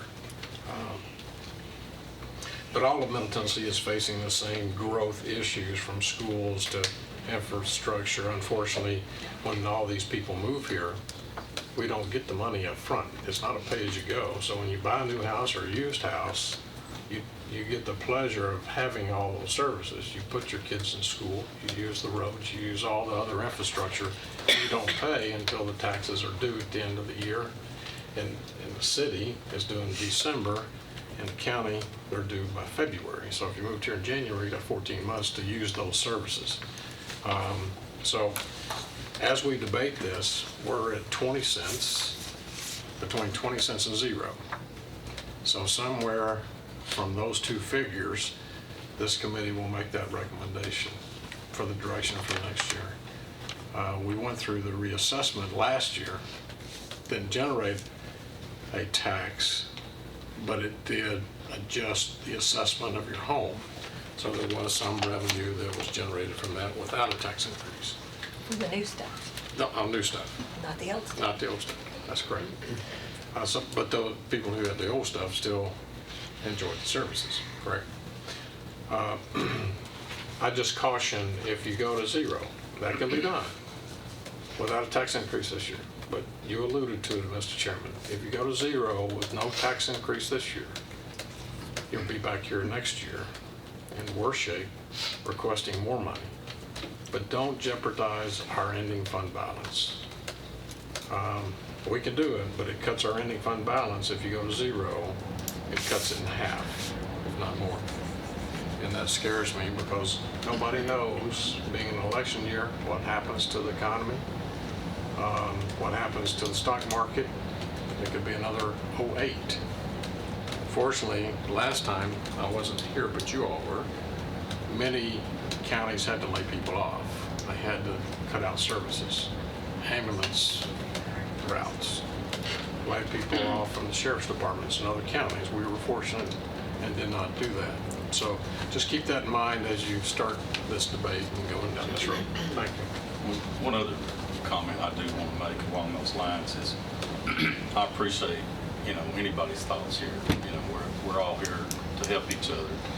But if you cannot support this tax levy that's been proposed, I'd like for you to give us an alternative, not just say, well, I'm not going to vote for that, but come up with some real numbers that we can work with and give us a viable alternative on what we're looking at. And, anybody that's got numbers like that, I'm personally all ears. So let's go ahead, Liz. Okay. All right, so some of the changes, I told you that I would get with the assessor to get the latest numbers. He told me to wait till June 14th, and I did that. Are you on a document? No, I'm on the iPads. I'm under item 6. First thing, property tax revenue. Thank you. So what I'm giving you there is still with the 20 cents, but with the new values, new assessed amounts, and that's over in the far right corner. So with the new assessments plus with the monies, with the 20 cents, I would add nearly 187,000 to county general, 24 to ambulance. Education is 365, but that's for the county schools to come down. It's about 311 that we could add there. So that's what I'm saying. That's one of the things that I will do between now and Monday is drop those numbers in with the new numbers. It will change those revenues.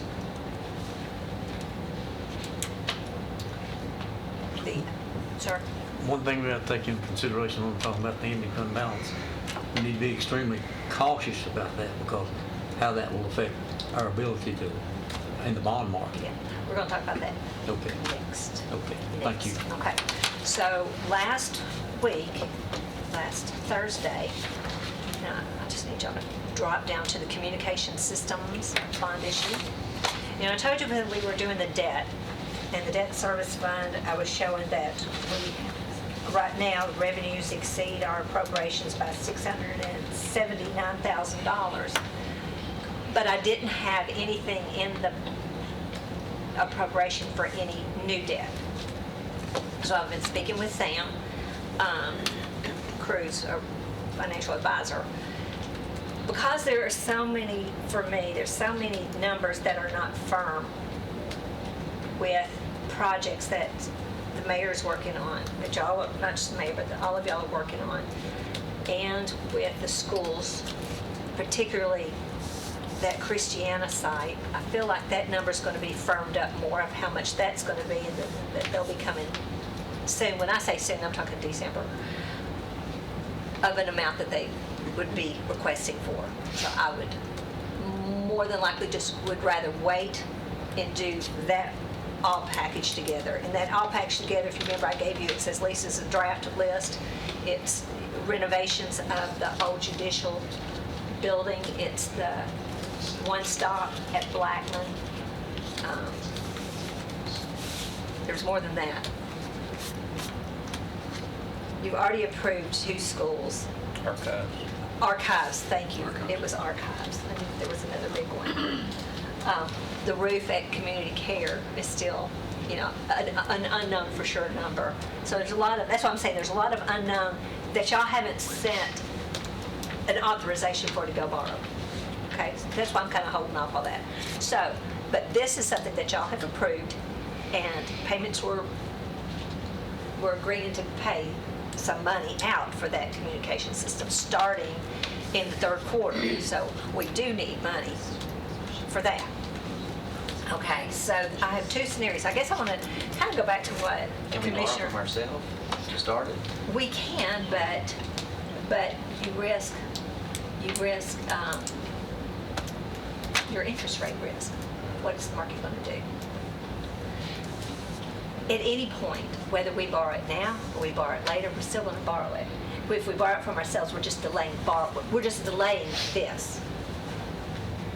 We borrow it from ourselves now to go to the market later. And just for the people that are listening, borrow from ourselves, because we've got this big debt service fund with like $50 million in it, and we can borrow from that fund to get something started. But we have to pay it back. And repay it when we actually borrow bonds. later. It's like going and getting what do you call that? A construction loan. So I'm just going to borrow, get a little bit, and then take it out when you're done. That's kind of what we do on this initial borrowing. And I may have to go to that methodology if we're going to end up needing some money for schools. But I'm watching the cash balances in school and see how much that there are other construction sites, because we are kind of we use that. We fully fund the schools, and if they add another school, then we kind of use that bond money for it and then replenish. Are you also talking to Greg Brooks about road improvements out there?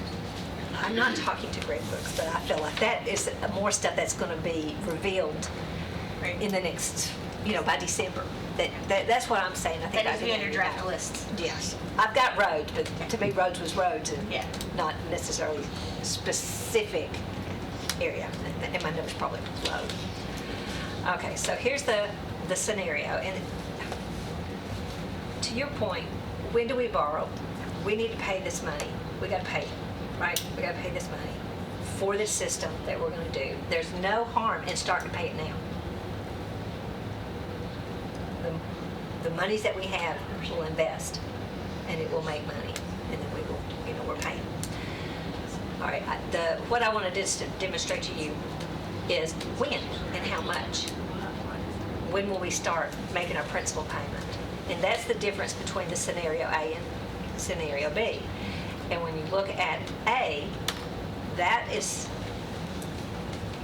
the one that says, okay, in April of 2020, we will have a debt service payment of almost $1.9 billion. That's us saying we're going to go ahead and start paying down this debt. We've got a project, we're going to start paying on it. That has us starting on April 1. The next one is scenario B. It's like, okay, well, we'll borrow the money because we've got a lot of money we've got to pay out, like I said, in the 3rd quarter. But we want to delay making our principal payment for another year. We'll just pay interest. And so next fiscal year, I would budget $190,000 in interest. That would be their only interest payment. Then the following fiscal year, it's a 1.9 payment. You see, what we try to do when we do this is structure level debt for planning, you know. So your third page just is the difference between A and B. We still pay the same principal back. The difference in interest, what? About $370,000 Right, if you put it off. if you put it off. That becomes the question. But if we borrowed from our general debt service fund, We still have to pay it back. we wouldn't have to pay ourselves back interest though. We don't have to pay ourselves interest. So could we not save the delayed interest if we use our fund to start it and then? So the same thing, okay, so let's just do that, what you said, is that we're gonna borrow from ourselves. And now we're a year later.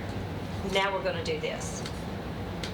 So that money that we have used out of debt service, we're not having to pay interest on it, but we are foregoing earning interest. Foregone revenue. Because that money that, if it was sitting in debt service, it's earning interest. So if we use it and spend it, then we're not, that's the amount of money that we're not earning interest. And let's say we did that. So we've reduced our amount of interest that we would have earned. So that's where we are. Now, we're here today and we're saying we're going to borrow money for this project. And we start this process again. We start it right now. We're going to borrow the money because now we have to replace what we borrowed out of debt service. The same thing, you know, when are we going to borrow? So then, we're a year later, and that's what I was saying, what your risk is what is interest on it, as opposed to borrowing today and borrowing. Can you tell us the gap between what it'll earn and what it will cost if we borrow? Or what the money withdrawal versus what we'll have to pay on the loan? What he is in these, okay. Mark, do you remember what Ted reported as earning interest? I think it's 1.66 is what we are, but it's right here on the minutes. Let's see. I'm sorry, 2.66 is what we earned at bank interest rate. 2.66. 2.66. Sam, you know, Smyrna had a deal that they worked on just, I think, last month. And he's kind of using those sales to drop this in to give us an estimate of what he thinks that we can do this deal with. And he is assuming a true interest rate of 1.85. So we would forego earning 2% on the interest earned versus paying 1.89. So we're actually gaining about, 3/4% if we leave it alone and borrow the money.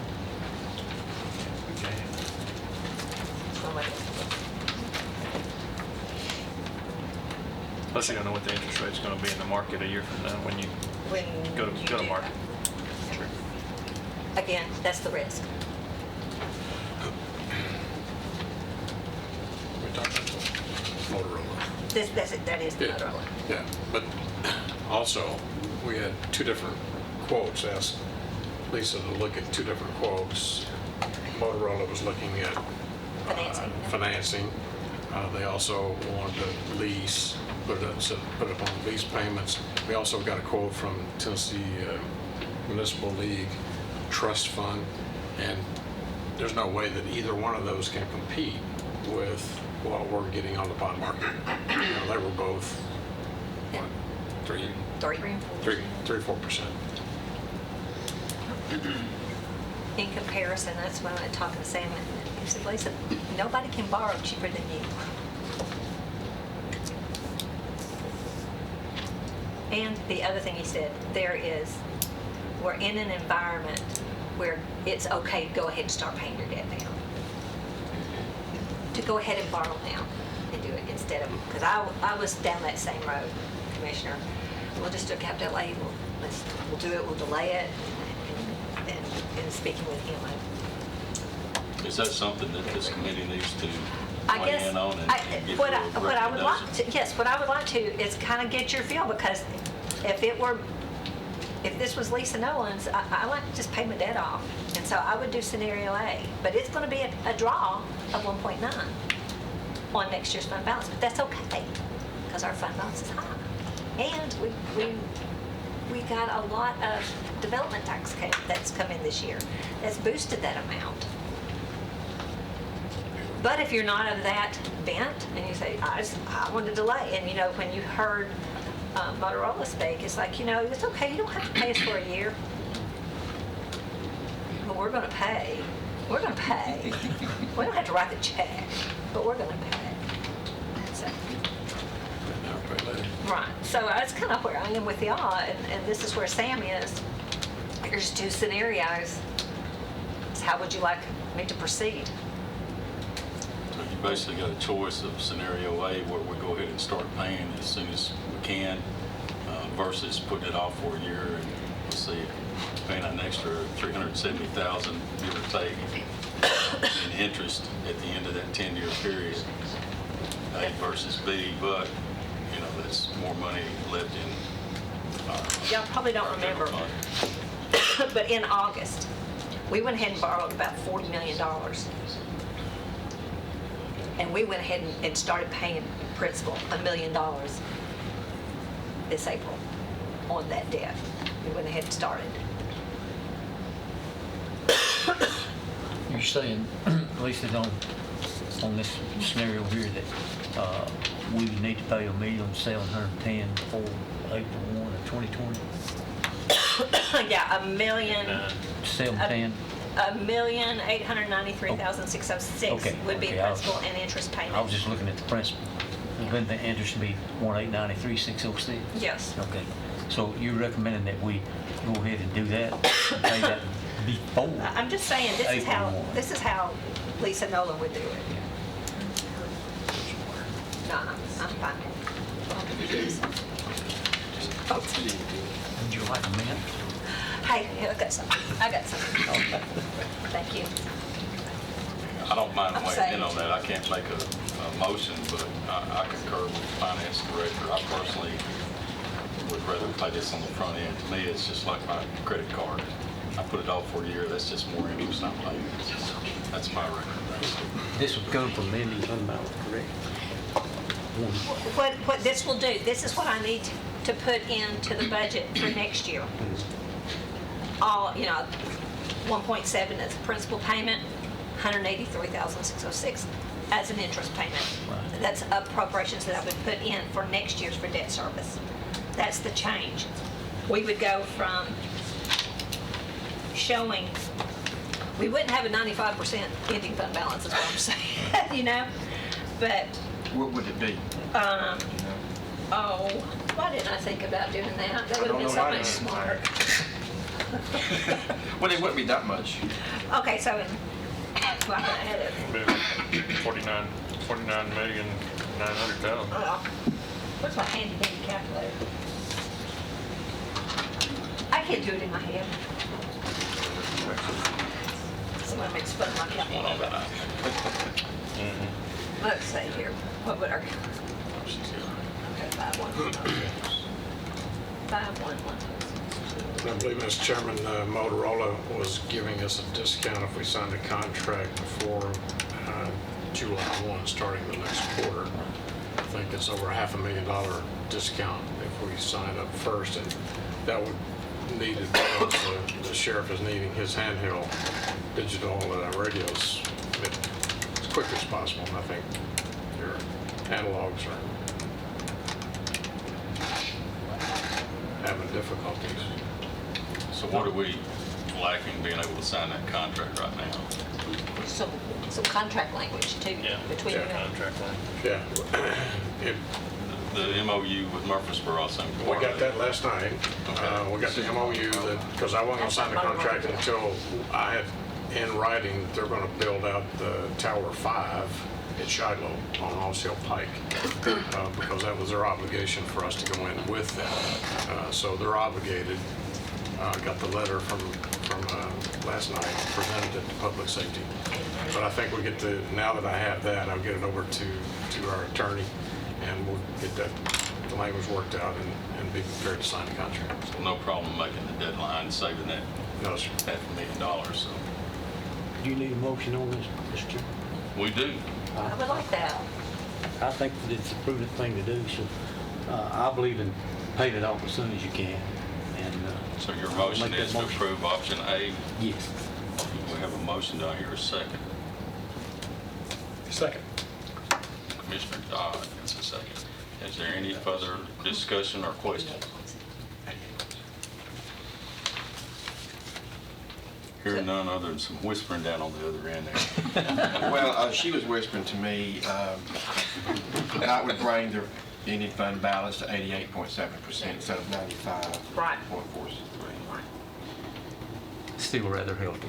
Still healthy, and what I don't have, okay, I'll let y'all vote and then I'll tell you the other thing that I need to add. I've got a question. But if we went with option A, that would be the 88%. If we went with option B, Oh, it'd be higher, because you're only And it- dropping it down, 190,000. so it'd be closer to the 95%. Yeah.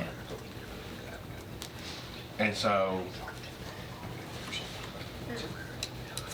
Also, it's going, what I didn't add in here is if we, that improvement of the assessment, I mean, that's going to add to the revenue. And here, so it'll be a little better. okay, let me just throw this out, okay? So if there is an alternative to the raising taxes 20 cents and getting it closer to what probably very few people want, 0, it depends on this high, this getting closer to 95% in debt service instead of 88%. So sell me again on option A over option B. Is Savings of interest. savings of interest. Okay. And how much was that? $370,000 at the end of 10 years. That's give or take it. $370,000 over 10 years. That's on your iPad. If you look on that second or third page, I guess it is, you'll see that interest on B It's a difference. is I see it. 19, I see it. 83. I see it. Okay. I just don't think interest rates. But I can argue it the other way Yeah. too.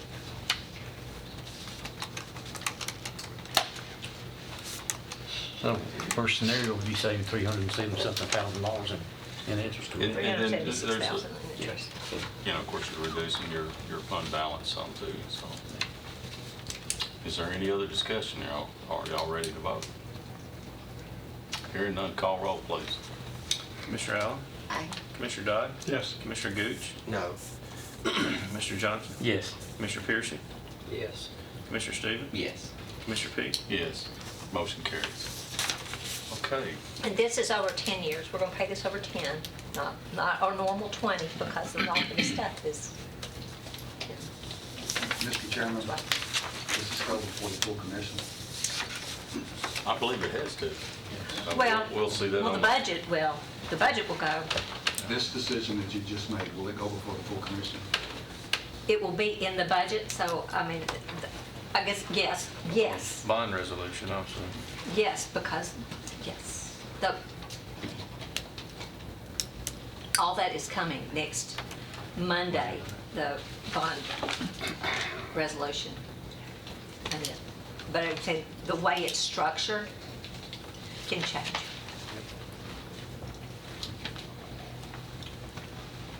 Yeah, anytime. The full commission, any money we spend, the full commission will have to weigh in on that. Now, it may not be split up, but she did say there would be a bond resolution, so I assume that we'll be That's able to gonna vote on be- that separately. I would take, I mean, what I'm hearing from y'all on this vote, that is how I'm going to put in the appropriation for debt service, For the communication. for the communication. For the That's what- Add that communication- in for the to the debt communication service. system. That's how we're going to fund the communication system, $17 million. Right. Now, I would think that if it was the commission said, we don't want that much in the appropriation, then we're going to flip to this other one.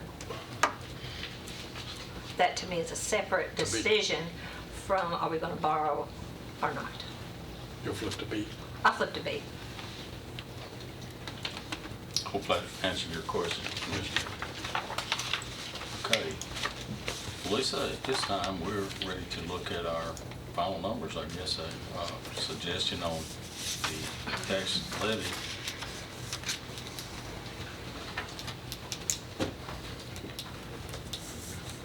And, you know, we have posted and advertised a budget of 20 cents. And, you know, at this time, if there's suggestions on that or a motion, Commissioner Stevens. I have some questions. So I've got the information for the proposed budget that was published in the newspaper. Now I'm trying to understand the numbers. Okay, you're not going to be able to from this because you're trying to go from here to here. Okay. This, in our whole methodology is based on how much can we spend of fund balance, right? Correct, I Revenue. understand that. Okay, so when we publish, it's all our fund balances, including restricted, committed. Those are the numbers that are in there. We have to show all of it. Those monies aren't available to spend, which is why we don't show it through our process, because it's what money is available for us to spend. So that is the confusion between the two. So we have $12 million committed from the estimated ending fund balance June 30th. And the one starting, there's that much, what's committed in the general fund for that much money? Payroll and? No, I'm telling you, you've got revenues that, development tax is a big one. It's just not, can be used for operations. It can only be used for capital projects. So that piece is there, not shown. What are we going to spend? Monies that come from courts that can only be spent for specific things that along the way has built balances. It just can't be spent for anything. It has to be used. Example of that is when we were doing the court system. Filing system. Right. The filing system. It's monies that they collect out of the courts for archiving. It can only be spent for archiving. We don't have a lot of draw on that. It's not available for you to spend. So it's restricted. Registered deeds money, same thing. Yeah. Yes. Committed monies. So those can't count toward the fund balance then as well? Again, your focus here, and why we show it is the assigned and unassigned. That's the money you can spend. This up here, you can't spend all of it. It's restricted. So that's why they don't marry. But I guess I'm just trying to understand, if you want to have a 15% fund balance. It's unassigned. It's not 15% total. It's all 15% of the unassigned fund balance. Okay. It's always that piece. You can have oodles and oodles and other balances, but you can't spend it for. Okay, well, that makes sense then. But anyway, I'm giving you kudos because you're the first person who has figured that don't agree. I've looked over these numbers very carefully. So I had a question for you about the highway fund. Okay. We have a property tax of like just under 1 penny that goes to the highway fund. Right. And their balance keeps growing every year. Yep. Their ending fund balance. Can we take away that property tax money from the road Okay. fund? So I'm giving you this. We've got too many of them. But just like schools who have a maintenance of effort, there is a maintenance of effort for the highway fund. And this document we have to send in and attest to every year once we close our books. This is okay. So what you're seeing is that top part, and for 18-19 it's not budget, it's the actual expense. But I mean, it's budget, but all the other 4 years are actual. And so what is looked at is, are we budgeting in the next year at least the average of the local effort in the last 5 years? So going across, that's why you get the 5-year average. is 5,704,000. And when you look down these lines, these are the monies that are considered local effort. So the average is 5.7 million. And currently, what we have budgeted is 6.6 almost, 6.3, 6,265,000. So that's where I get this 560 is the difference between the So that could be average shifted from the highway fund to the general fund, and it wouldn't and affect- meet our maintenance of effort. So it could meet our maintenance of effort. So there's 560,000. Is that what you're Right. saying? Okay. 560,000, Half a cent. half a cent. So if you say a half a cent, that's why I said for me personally, it'd be easier to calculate and move halves. But you could get, you could do the calculation, get technical, do the dollar amount. I don't see how you could remove that from the highway department, because that funds the public works section of the highway department. That's for the public works.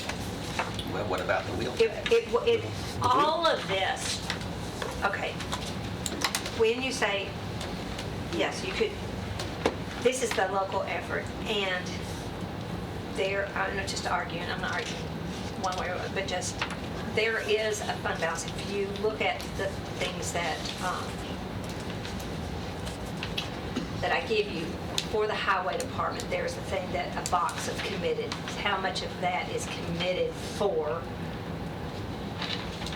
the public works, and it's got a balance. So if it would just draw down. I think it's that about balance. $60,000 less than last year on the budget. Best I understand. The way that we have handled that is whatever the budget is for that other charges, which is that function, we say, and the revenue matches that. It agrees. So if we budget 100,000, I don't know what the budget is. If we, whatever we budget, if we don't spend all of it, that much just rolls into the committed. It's 2.2 million. Is that what the balance is? Is Yeah. 2.2 million? This is the March. That's the last time March. I've had was seen to the budget committee, but it's the March report.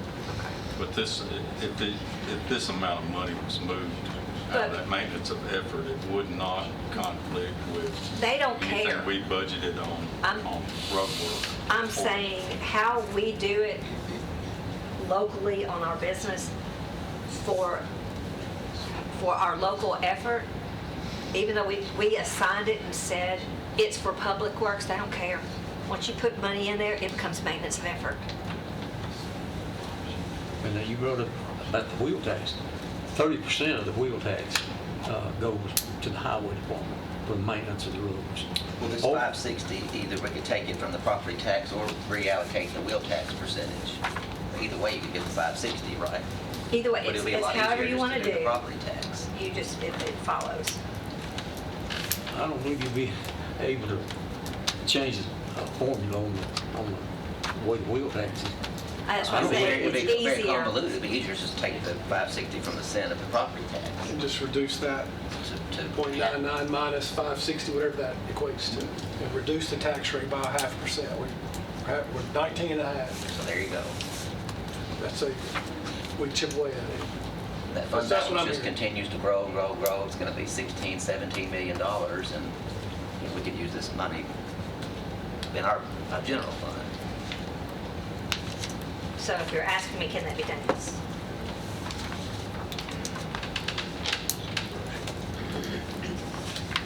Well, that's exactly what we're looking for, Robert. I commend you, and I appreciate that suggestion.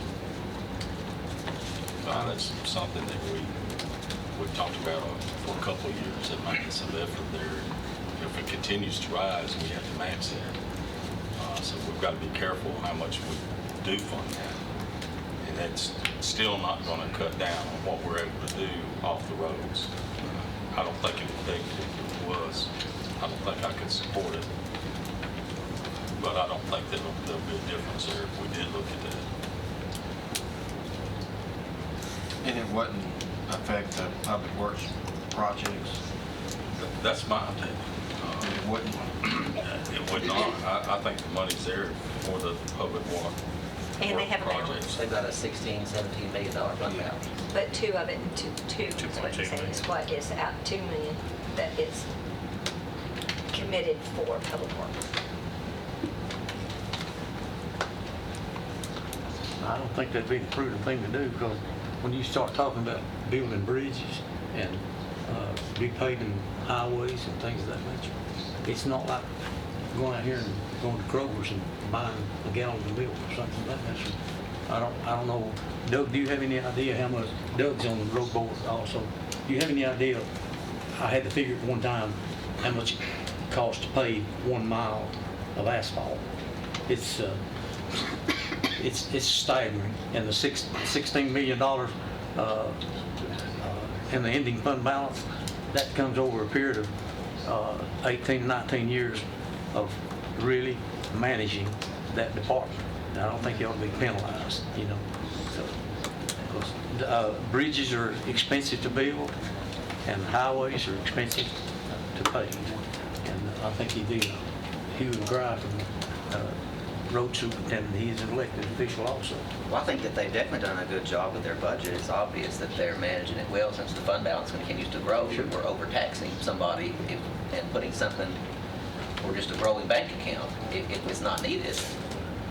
Why would we put In money your opinion, it's not needed.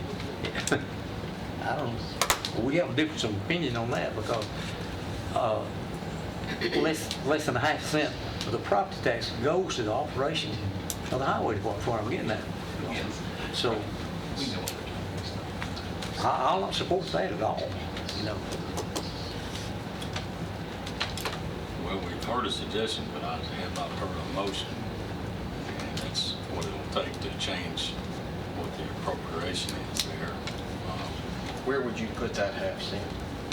I guess you go in the general fund or toward the capital projects for the school. There's all kinds of places where it could be used.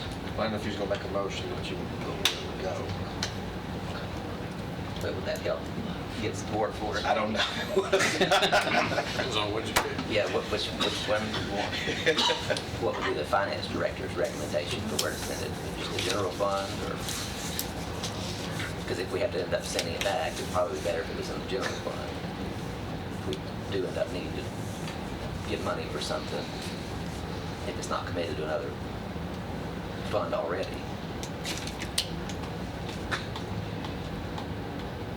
I would put it, if you said, we're not gonna raise any money, Lisa, here's your half a cent. Where are you gonna put it? I'd say ambulance. I would too. Because it's upside down. And I didn't hear you down on this. Yeah, what? Ambulance.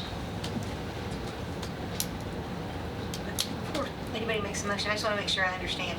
So if we took the 560.72 out, are you saying, Commissioner, that there are projects that wouldn't happen because of that? Because if it's an ending fund balance and the ending fund balance is growing, what's the downside to moving it? I just want to make sure I understand, because I don't want to underfund infrastructure for sure. Well, my So- understanding is that it wouldn't affect any projects. But, yeah, that, One way to look, and I hate to, and oh gosh, I don't want to penalize and say, because y'all are doing such a good job and you're projecting an increase to your fund balance of 767, we're gonna take it from you. Which is kind of what we're saying, we're gonna take half a cent. There's really an incentive to do a good job, you know. Well, where did the actual initial amount of maintenance of effort figure come from? How was that calculated? How was the initial one? Well, you said 5-year average. It's a 5-year All right, average. you've got a 5-year average there. And I know we've discussed this in the past because we were really concerned about that maintenance of effort growing so quickly. And basically, it was going to cut back on what we could actually, monies that we could actually use on the roads, off the roads. There was a time, And we were trying to keep that maintenance of effort at a lower level so it didn't rise so quickly. there was a time where we did one year have to add some because we were not meeting maintenance of effort. And the reason why is because interest rates were down, and that's, interest is the other local taxes. So that was down, and mineral severance went horribly down. And so those two local revenues went down so much that we had to add some property tax back to it to get their local effort. So worst case scenario would be, we have to add back the full amount. But again, it's the average of 5 years. Right, but if we move to 560, worst case scenario is we'd have to put back 560 to maintain maintenance. If it didn't come in, again, you know, I would prefer, is the idea of a half a cent instead of getting me down to 560 exactly. Because that exact means this budget has to be right in 18-19. So if revenues come in more in that year, if once we close our books, if those numbers come in better, that means my average is better. Do you understand what I'm saying? That gets better. So a half a cent gives you some scooching room. Do they have a fund balance amount that they have to maintain? Is their policy? No. They have to have a certain percent? No, they're not one of them.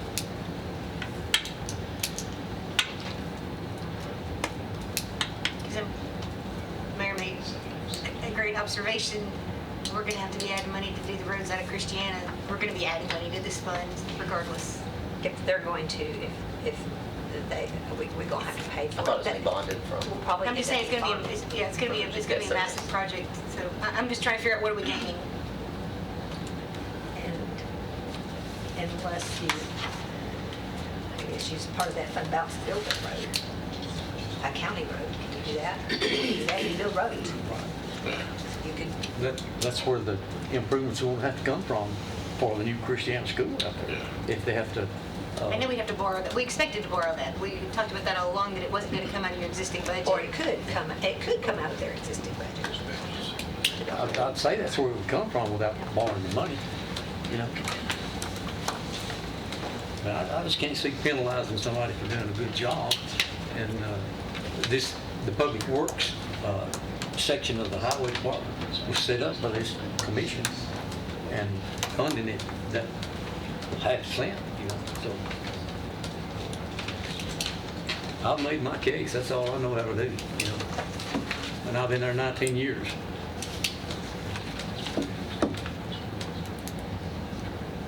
I mean, it's not my first rodeo with highway department. But I don't look at it, Mr. Johnson, as a punishment. I'm sorry? I don't look at it as a punishment. Well, what would you, how would you call it then? If you're taking money away from somebody for doing a good job, you want to take this half a cent away from them? Well, for example, on $560,000? on the estimated $16 million, what, any fund balance, what does the road board intend to do with that? Keep it in the savings account?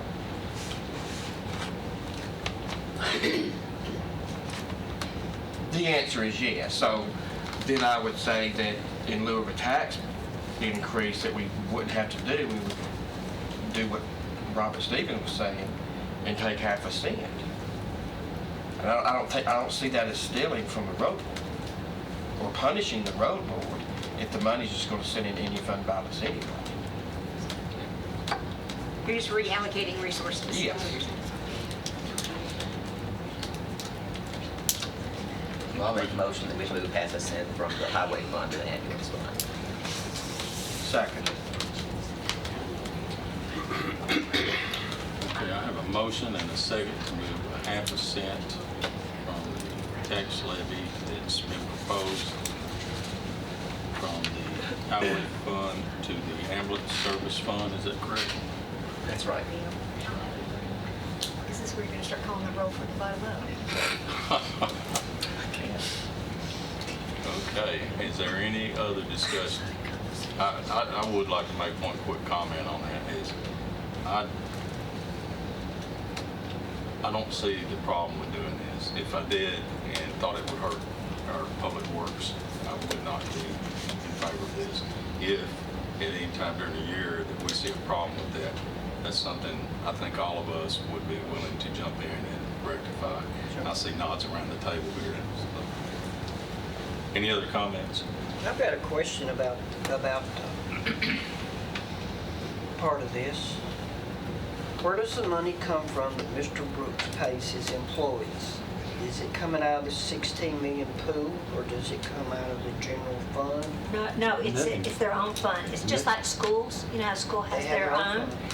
Highway has their own fund. Okay. They have a lot of money that is dedicated for the building of roads.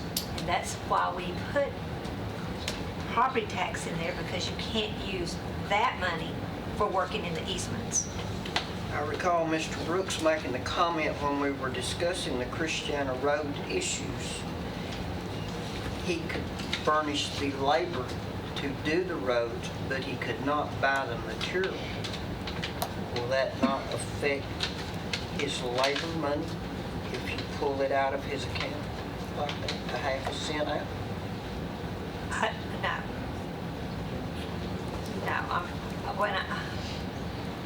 It's going to be a major project. It's going to be a major project. Major project. And I don't, and part of that, it's my not knowing is why you couldn't, if it's a county road, why could you not use that money, the balances that's accumulated for asphalt? As far as the operating budget for the highway department, nothing except that half cent comes from the general fund.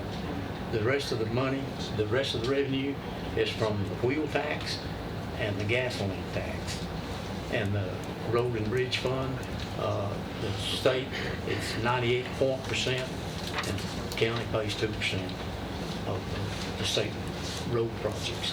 So as far as the general fund, half cent is all it's affected by for the highway department. And that's for public works, off the highway right-of-ways, for any problems that anybody's had. We had out in some of the subdivisions, things of that nature. We had that. But when the state is looking at Flooding.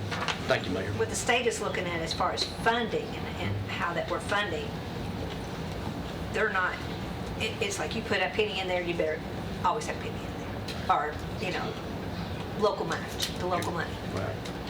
That becomes part of your local effort. Since we have another board member here, if the committee is okay with the committee, I'd like to suspend the rules to allow Doug Beaudry to speak.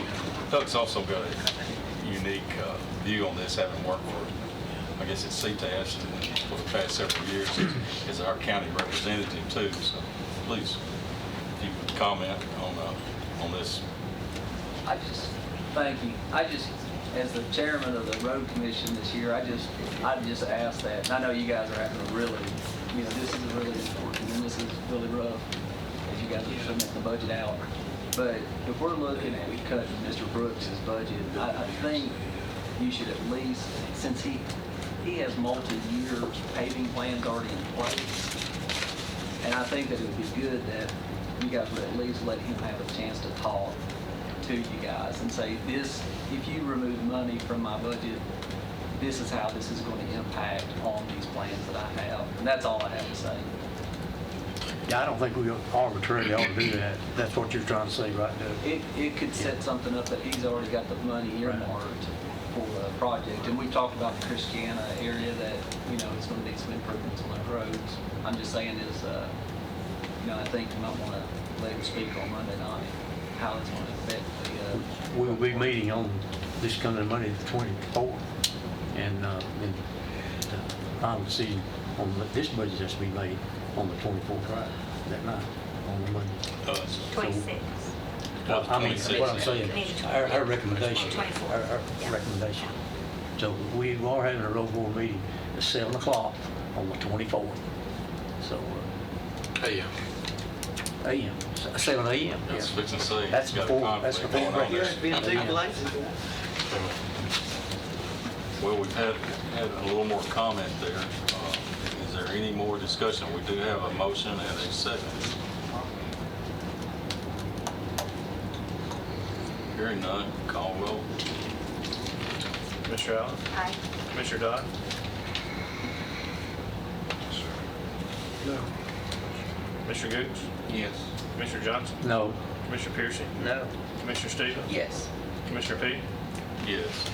4-3. Motion carries 4-3. One thing I do want to mention is, if it's okay with the committee, let's have Mr. Brooks at our next meeting, and this is something we can look at further. So I think that would be the prudent thing to do. we'll have him on our agenda, or at least invite him. Lisa? Is it 2.5 cents going to that now, in a way of speaking, or would you make that 1.5 That was going toward the 2 cents that's going to be shifted in in part of the 2? Right. Okay. Thank you.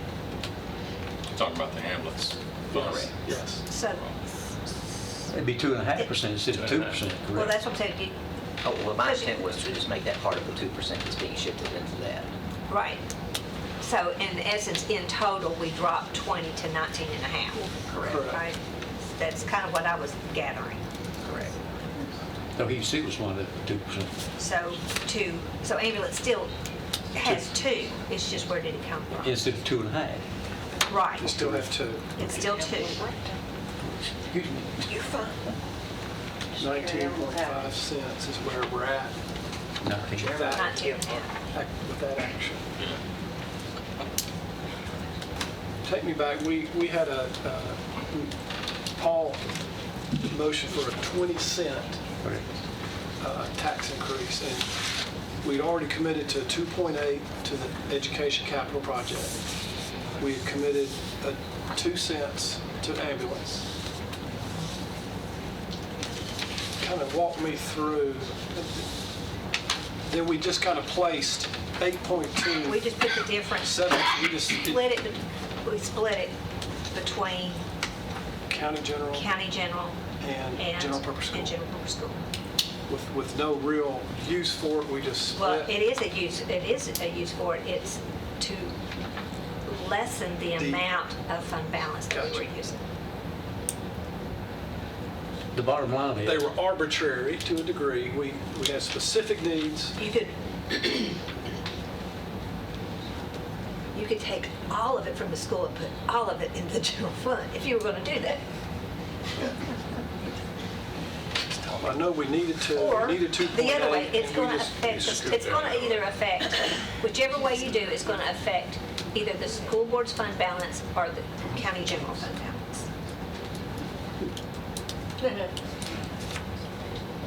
The bottom line is, the ambulance fund is not going to gain a thing, but the property tax rate proposed right now is going to lose 0.5%. Yes. $560,000. Well, Something about like that. 450. About 450, okay, so I was just going with what he was talking about, $560,000.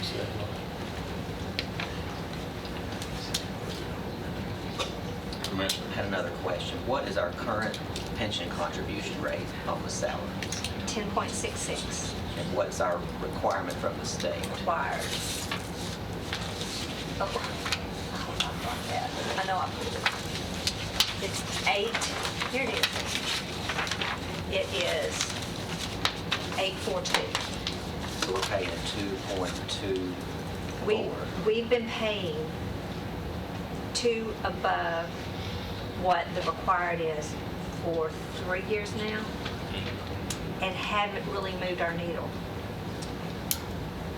And what I say to that is, when TCRS started doing the actuarial valuations on these pensions from every 2 years to every year, they told us 3 years ago, you need to consider funding more, because 2 things were going to be happening over the next few years.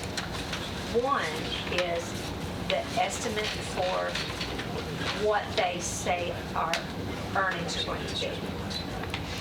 It was at 7.5.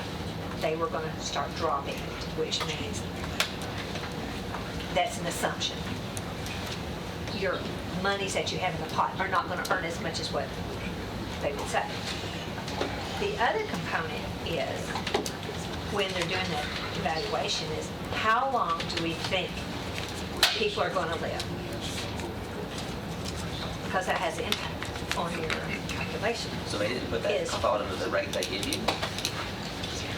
I'm saying, they did have it at 65 or something like that. Is that right, Sonia? I mean, if people aren't going to live to 65. Well, people are living longer. So over these next years, they're changing their assumptions, which would increase the amount that we will have to pay. So to try to keep us offset, we were adding more, adding above what our required is. So we have managed to, like So I we're not said, trying to catch up for things from the past that we should have taken. no, we're catching up for assumptions that Treasury is going to be making and changing, which will have a negative impact on us. So we're trying to stay ahead and not have, instead of a 8.42. So they're gradually to going up on yes. their rates. Yes. But what we're doing is offsetting it by putting more than what we're required to put in to offset these changes in assumptions. Do they have any idea, like, in the next 5 years or so, how much more the rate will increase? So the rate is based on utilization, which is where I was talking about Commissioner Johnson. So where I said that we bank the money for somebody, and if they leave and they don't vest, then that money's in there, so that helps us for the future. But it also is taking into the longevity, the lifespan. So the lifespan's different for women than it is for men. Unfortunately, for men, women live a little bit longer. So they look at the current population, what the age rate of that population is based on the mortality rate, plus the people who are already vested, and they look at that. But they've also changed their they do investments to try to offset. So like some years, their investments, which helps us, because if they are only doing a prediction of saying their investments are going to get a 7% return, and they get a 15% return, well, that helps everybody that's in the fund have a lower rate. Well, it used to be that they were expecting a 7.5% rate of return, and so if we didn't meet the 7.5, then we had to pay the offset, which is where the rate would go up. Well, now they've lowered that to an expected rate of return of 7%, and so it will fluctuate. It really just depends on right now, 25% of our employee population is retired. Okay, so they've already met the vesting requirements, they've already met the age requirements and the years of service, because there's multiple ways that you can retire. So I calculated that like a year ago to see what percentage could return, to see what it would do. So that's when Lisa and I got together and said, hey, we better start looking at the things that we're doing, because we didn't want to have to come back and us be in a deficit, because you don't ever want your retirement, you know, these other states and counties are upside down. Well, we didn't want to do that, so that's why we put the extra in to offset that. So here, this is the letter from TCRS. Bold, underline. We encourage you to consider electing to pay a higher rate to protect against upward pressure on employer rates in the future. So, you see how hard it is? You know, again, this is one of the things that employees don't see that we're doing, but it is cost to us. And our rate is a good rate, and I think the ladies that you were talking to, I think it is because that we have been in this system for so long and not having to pay a 19% of salary in. But anyway, that's off. This is why we are putting more in, is to offset these changes to improve in mortality. So if we lowered that like Investment. by 0.5%, we'd still be paying 1.5% more than they asked us to pay. And I would like to know how much would we save by not putting that money in the TCRS system, if we're still fully funding everything that we're supposed to do. 0.5% of your salary. It's 0.5% of salary. Well, does that include all the teachers too, since they're on the hybrid No. system? No. It would be everybody that's in the general fund, solid waste, and ambulance, but only the classified staff at schools. So is that a number that you could calculate? It's a number Jeff can calculate on that. I could calculate it on the other. But I'd be interested to know if we reduced ours by just 0.5%, we're still funding our rates plus more, but how much can we save? Okay. And I don't have to have that. But you don't tomorrow. need it We right can now? Have that like Monday Okay. night. I just wanted to throw that out there as well. We might be able to What is save. the change? Okay. Just if we lower it a quarter or half, what would it generate savings for us? Cash savings today. Correct. Cash savings today, yeah. Because if they keep lowering their rate of return, That means that we're not, and they're the not, assumption is that we'll they're have to not. pay more. We have to pay more, right? But if it's that far off, then their assumptions are way off. That's why they're saying, I mean, at one point, if you remember when we went into the hybrid, it's because they were not meeting their projections. And that's when they came up with this other solution to try to take care of it and give governments another option to not. A year ago, when we tried to change it, it was just the pension fund is the most amazing one in the country. We've It got the is. best managers. Still We've is. got It this. still is. And then they're telling us, but your rate is this. So I'm just. Yes, yes, But they haven't figured these other they've not put in those. assumptions in what they want you to pay, and I'm just not understanding why they wouldn't do that. They're just incrementally implementing those changes because people are living longer. And to me, that is the most important. When they said how long that they were doing these assumptions to give us the rate and say, oh gosh, they're just gonna live to 100. But when they were doing it, it's like, oh, well, I'm not gonna go at 65. That's the assumptions we're using. Every year, they are incrementally adding the mortality changes to the assumptions. They're not gonna do it all at once. And then, not only that, but I think Mayor Ketchum said this at some point in the meeting, talking about, when you have a presidential election, and if there's the chance that maybe there's a change in the administration, it always affects the economy. And so the last time that we had really big upset and, we went into a recession was during one of those times, and so it took us down. So that's why they changed their projections on the rate of return for investments. So right now, our rate of return of investments are doing really well, but projecting what's coming, so we're trying to look down the road for like if 25% retires and if the rate of return is not 7% or better, what does that look like for the retirement? But that's also plays into the salaries and everything. 25% retire and you have to replace them, then you're having to look at that as well. So, but all of that feeds into that. They're looking at each and every aspect of not just our population, but also the population of all the organizations that are under the consolidated plan. Can Jeff speak to the schools? Just will the committee. Oh, yeah, sure. Yeah. On the hybrid versus the legacy plan, this year, we are at about 10.64, I'm sorry, coming up for 2018-19, about 10.64 for the legacy plan. It was 9.04 a couple of years ago. We've gone up 160 basis points in that period. Now, some of that is because that plan has in many ways been shut to future development. But we are also, the state, one of their late BEP changes was dropping our funding percentage toward retirement, taking into account the blended effect of that.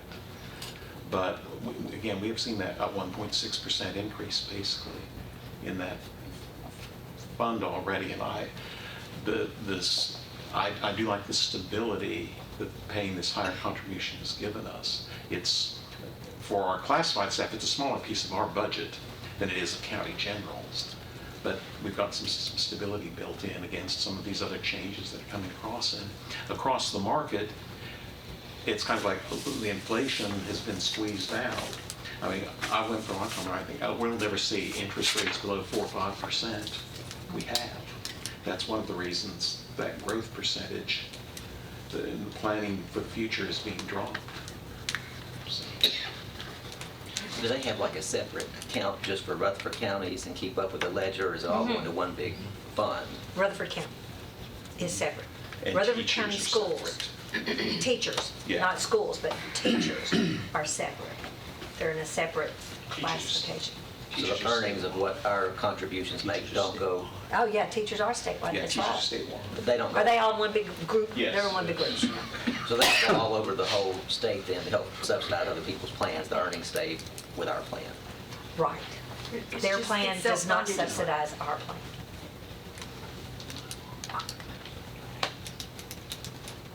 Well, I'd be interested to know what the amount of dollars is for that if we were to entertain a motion for that.